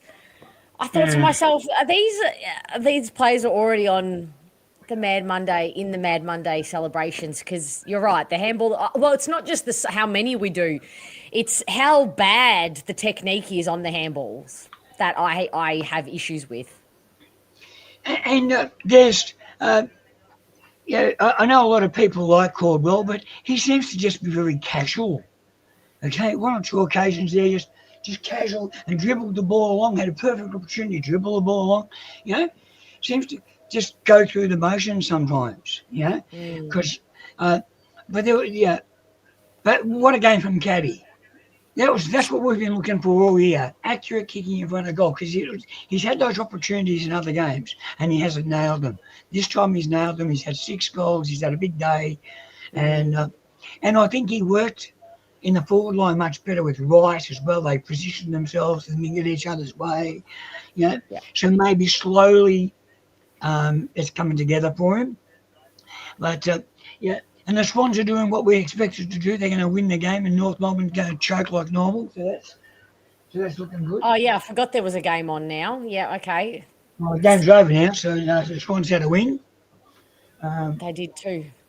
So the Swans about to win. But, screwed up my frigging tipping for the last round. Too bad. We don't get points for the draw either in our tipping competition. Just counted as a loss. Oh, okay. So last week didn't help either with two draws. Okay. So we play Williamstown on Saturday, is that right? Saturday, 12:05, the VFL final at Windy Hill versus Williamstown. Yep. Are they charging for tickets for that? That's a good question. I have had somebody ask me that. I'm going to get it confirmed. I don't know. I have to get it confirmed for you. Possibly, I think for VFL finals, the AFL make them charge. I could be wrong, or maybe it's up to the discretion of the ground. I don't know. Yeah, my gut says it's going to be charged. Yeah, you have to buy a ticket. Yeah, you can probably just rock up and buy a ticket on the day anyway. So I don't think that's going to be. No, I don't think you can't. You can. I think it's all online. I think. No. The early mail. I don't know how good the mail that I got is on that, but TBC. I'll ring the footy club tomorrow anyway, and because I've got to find out too how the tickets work for the finals. I'm an AFL member, and we get 2 finals as part of our membership. But I don't know where they count the new finals or they count in the first and second semi. Don't be surprised if they don't take your call tomorrow. No, there might be some bigger things happening. I don't know, but there might be. Yeah, no, but I was thinking I'll go into one of the ticket offices in the city and ask the question there rather than ring up the AFL. I thought you meant calling Essendon. Yeah, no, calling Essendon would be no. You're not going to get through there. They've got some decision they've got to make apparently. Do they? Nah. No. Going by what everyone else is saying, I reckon you do it Monday night so that James Burke can chat on Tuesday if he's got the job on his TV show.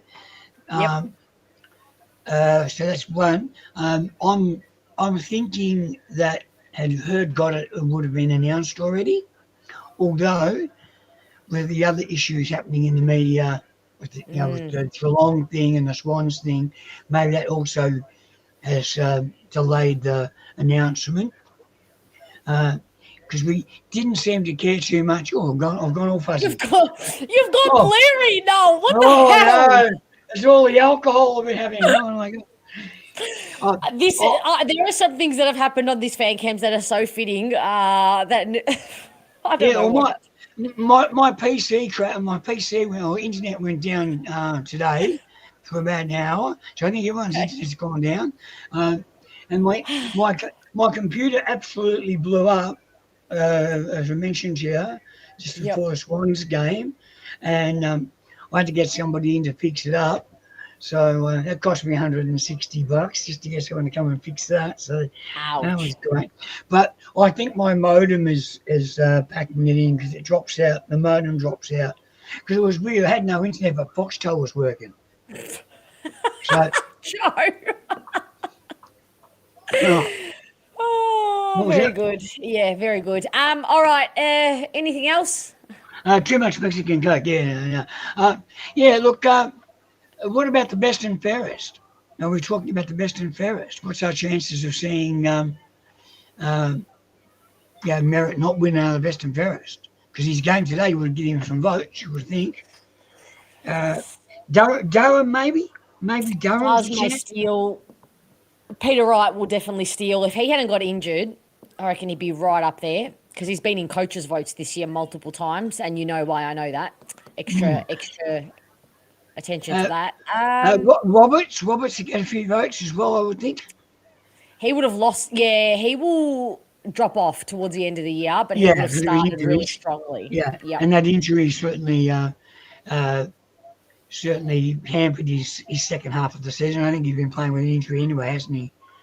Because he wasn't training. He has not been training for the last month at least. And when I say training, like he'll do the warm up, maybe a drill or two kicking, and then he just backs off. All right, Stephen coming through. VFL finals prices wildcard to prelim $15 adults, $10 concession. Okay. Look, I suspect it would all be online, but I could be wrong. They might sell some tickets on the day. I doubt it. We'll wait and see. Yeah, I'll have to find out what the deal is. Well, I guess you can get the tickets at your normal Ticketmaster, Ticketek, Majigga, or whatever. I never worked out which one's which because the MCG has a different ticket place to Marvel. So you've got to go to Ticketmaster for one and Ticketek for the other one. They split them between the two. Yeah. I lose track as well. When do you think the coaching announcement will happen? I think it's likely to be Monday, Tuesday. I think we're looking Tuesday. They'll let them have a bit of a celebration for the end of the year, their Mad Monday or whatever, and maybe make the announcement Tuesday. Then they'll have their exit.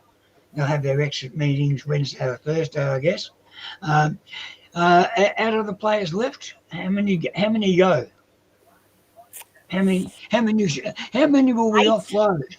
8. 8. And we get the priority pick.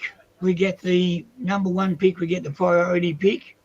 So if we get 5 picks in the top 20, or maybe something like that. Yep. Something like that. Sounds about right. It's about a quarter of the picks. We don't have any academy players, do we, for this round? That'll be next year, isn't it? No, but Blake Justice is this year, but he's likely to go second, to be bid on in the second round at this stage. We don't know, things change, but at this stage, likely second round bid, which is good for us. Yeah. So we've got a few things to look forward to coming up. Are you going to be doing a draft show? Yes, we'll definitely be doing a draft show, a live show on draft night. So that was a lot of fun last year. So we'll definitely be doing that.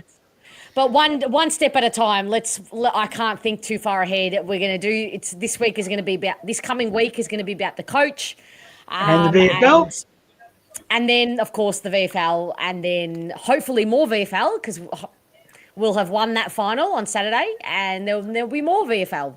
I'm glad we're playing Williamstown too, because that we've had enough of watching the Swans run around. We've had to play them 3 times in the last.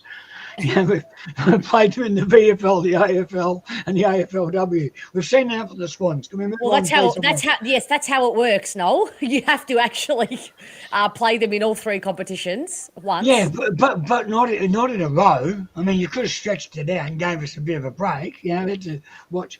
You know, the Swans girls are a really solid team. So and we've had a tough start. Did well today under the circumstances. We've got a tough run. We've got no games in Melbourne for the girls for about 3 weeks. It's ridiculous. They're playing all their games in the state. The next one's in Darwin, I think. So so typical AFL. Well, we're going to be a bit busy anyway. So to go to get to those games anyway. So we're going to be very busy. Tell Justice to take it easy. That's pretty funny. I like that. Tell Justice, if there's any justice, he gets a game with us, isn't it? Is that how it works? Something like that.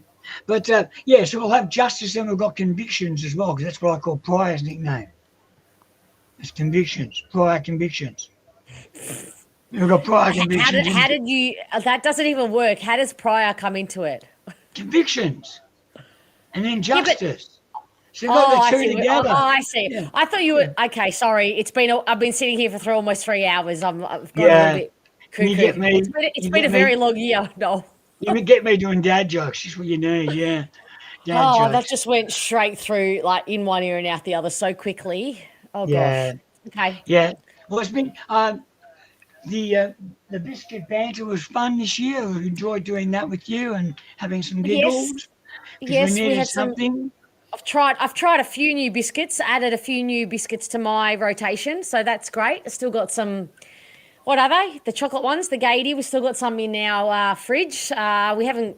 Yeah, I don't know. I wouldn't buy them again. I'm not going to lie. They're not a fan favourite for you. No. But that's fine. Everyone has their own. I mean, for me, lemon crisp. A lot of people don't like lemon crisp because it's a mixture of salt and sweet, and some people find that different. Yeah, so to each your own.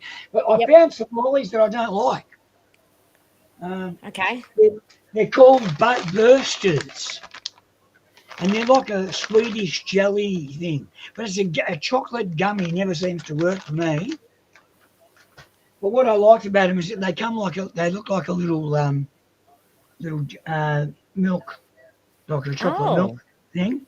So yeah. Okay. But yeah. What's the purpose of that? Well, I guess they're called chocolate milk jellies. So they've made them look like chocolate milk. But but they're very odd. But I was at the Kmart, and they had them there, and I picked up a shirt from Kmart, a new Bomber shirt to wear for the summer. So that'll be lovely. So, yep, I should pick up some. I've got. Pick up your merch. It'll be cheap. Sorry. Yeah, merch will be cheap, and because it will be. It'll be on discount, won't it? Yeah, that's the best. Anyway. Time to get it. Yeah, biscuits in the fridge. Biscuits in the fridge. Yeah, I don't. My biscuits never last long enough to go in the fridge. So once they're open, they're gone. So look, I agree with this, but you pick your battles, Joe. At some point, you pick your battles, and the biscuits. I'm not. Yeah, biscuits are not usually my number one go-to. So we usually do have them kind of lying around. But I know people who put Vegemite in the fridge. Or tomato sauce is another one that's debatable whether tomato sauce should go in the fridge. No, tomato sauce has to go in the fridge, definitely. See, I'm either way, and depending on the kind of tomato sauce. If it's just a plastic bottle one, that doesn't go in the fridge. But if it's in a glass jar or something, then it's more likely to go in the fridge. Ooh. All right, hang on a sec. JZD has some info. Cal, which I'm assuming to mean Cal Toomey, has just said Mark, which I'm assuming to mean Mark McVeigh, is in the box seat to get the job. Yeah. I wonder what that means, because I wonder what that means. Yeah, I might leave it at that. But yeah, I thought because if James Herb was going to get the job, it would have been announced by now. I'm pretty sure they would have announced it by now. Well, it would be a really big gotcha it would be a big gotcha, wouldn't it, if it didn't? I don't know. I don't believe any of the media. I don't think they have any insight. He could be right, but he's got four chances, I guess, to choose. So I don't know. We'll wait and see. Keeping secret the Essendon Footy Club is very unusual, isn't it? They've done really well with keeping this whole thing keeping the media in the dark. I hope they can do that more often. Part of the entire process. Oh, just watching them all stammering and because they've got Dacos down for the Brownlow. They've rigged that to make sure he wins that. But I was really hoping he'd get reported for rough tackle or something in the last game just to screw them over. The AFL got screwed over with their final 10 because they got a boring final round that meant nothing to anyone, despite the fact they tried to manipulate that to be exciting for a final round, only because it happened the year before. So, yeah, anything that stuffs up the AFL, I'm happy to see it happen. Jess coming in with the info. Cal's article says McVeigh is meeting with the board in the morning. Okay. Hang on a sec. So please tell me, I went to uni for journalism, and please tell me that there was journalists camping out at the airport watching the flights come in, right? There was definitely somebody's getting vision of that. If we're hounding the poor fiance of Isaac Heaney in Noosa, are you telling me that no journo is at the airport getting footage of him flying in? That's crazy to my brain. I can't believe that. Maybe the whole thing for the Swans has been a good distraction so that McVeigh can sneak into no one knowing about it because they're all too busy talking about the other stuff that's going on at the Swans. Maybe it's the perfect time to sneak in and not be noticed. What do you mean flight confirmed? As in by the club? I don't know. I I think I'd have 15,000 texts right now if it was officially confirmed. So I'm not going with that, Andrew, yet. Dunno. Calcium. Yeah, true. Marie, you're very true. Private jet to Tulla if they are smart. You're right. I don't know. We might not be able to afford that, Marie, though, at the moment. We might be on a budget. No, we could afford that, and a Rolls Royce to drive him into the club, so he's Because Andrew can afford it. He's got all that property out there in the western suburbs, and he can afford all the. I think it would be. I think it would be like a here, mate. Here you go. I don't think it would be coming out of the club's funds. I'm just trying to see if there's a official report. I think it looks like... Is it official? Hang on, where? Whose website, Moby? Not the clubs, surely not the clubs. No, I'm just jumping on the club's app now, see if there's anything on the app. Why is my timeline like... I'm seeing at the top of my timeline stuff that's happened. Well, I'm just looking on here. I'm not seeing anything at the moment. Okay. All right. So I'm assuming Kaltumi's just gone with this. Yeah. Which, to be fair, he has runs on the board, right? So. Hey, did you know there's a movie called McVeigh? No, there's some useless information that we didn't know. What kind of movie is that? 2024 was made. And it was made in 2024, drama called McVeigh. Well, hang on. Is Cal saying he's in the box seat? Okay. Or does he know that a board meeting's happening? Two very different things. Did he say exactly that the board meeting is happening tomorrow and Mark McVeigh is meeting him? Oh, my God, can you imagine? They're going to have to barricade off entry to the hangar tomorrow. Andrew, if you're still here, I don't know that you're getting into the hangar tomorrow, if that's the case. Good luck. Yeah. Armoured vehicles will be parked out the front to make sure nobody gets in to find out what's going on. Article says understands and reached out to the club, and the club said process is still ongoing. Okay. McVeigh could still have it, but the terminology is nothing concrete, right? Well, he's in town because the Swans are playing, so he has to be here anyway, so there's every chance. The Swans are playing in Sydney. Yeah, but... If there's any the Swans have been playing everywhere, so if he wasn't if he was going to be in Sydney, he's not going to be in Melbourne now. So yeah. Okay, well, if he's meeting the board, then that would suggest. Is that over Zoom? If he's meeting the board right now, it'd have to be over Zoom, wouldn't it? He's presenting to the board tomorrow.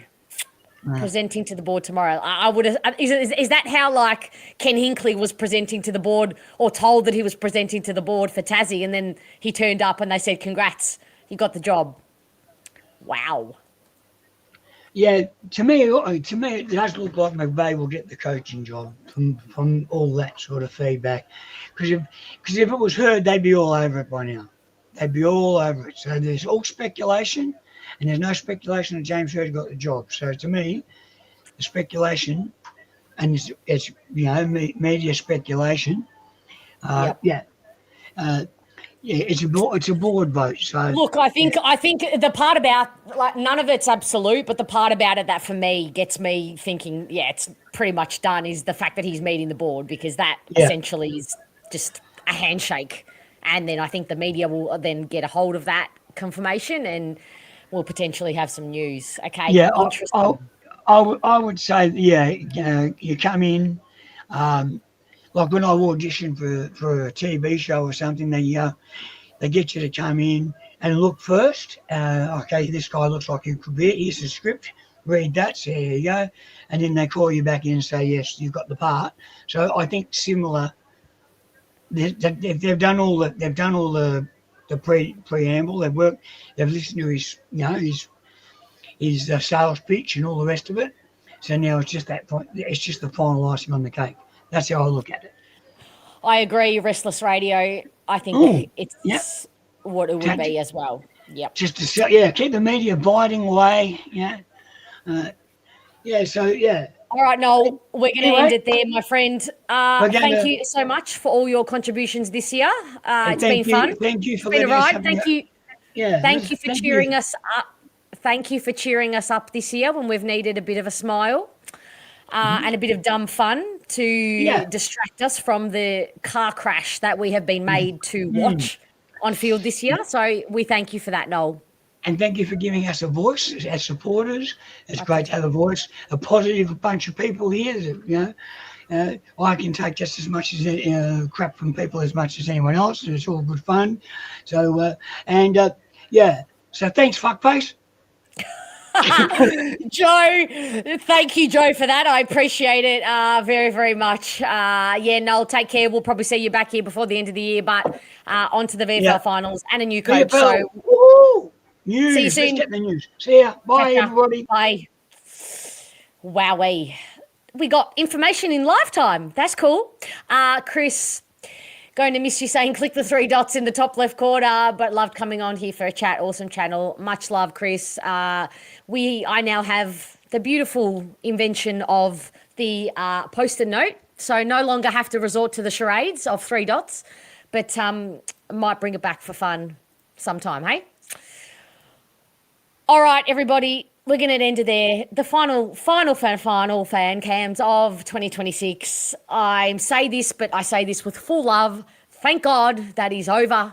On to next year, on to new coach, on to VFL finals, on to bringing more babies in the door who are going to bring us more smiles, on to Sullivan Roby having a preseason and then doing some dust and mud and shit next year. Like, just bring all of that on. If it's tomorrow that the coach gets officially announced, I'll see you all back here tomorrow night and we'll chat about it and talk about it. So thank you very much. Sending you all much love and gratitude for everything that you all bring to this community. Much, much love. Thank you for all your kind words. As I said earlier, it's what keeps me coming back because you all know that I protect my peace at all costs. And if this wasn't filling my cup, then I would not be here. So thank you very much. And I will see you all soon. Good night.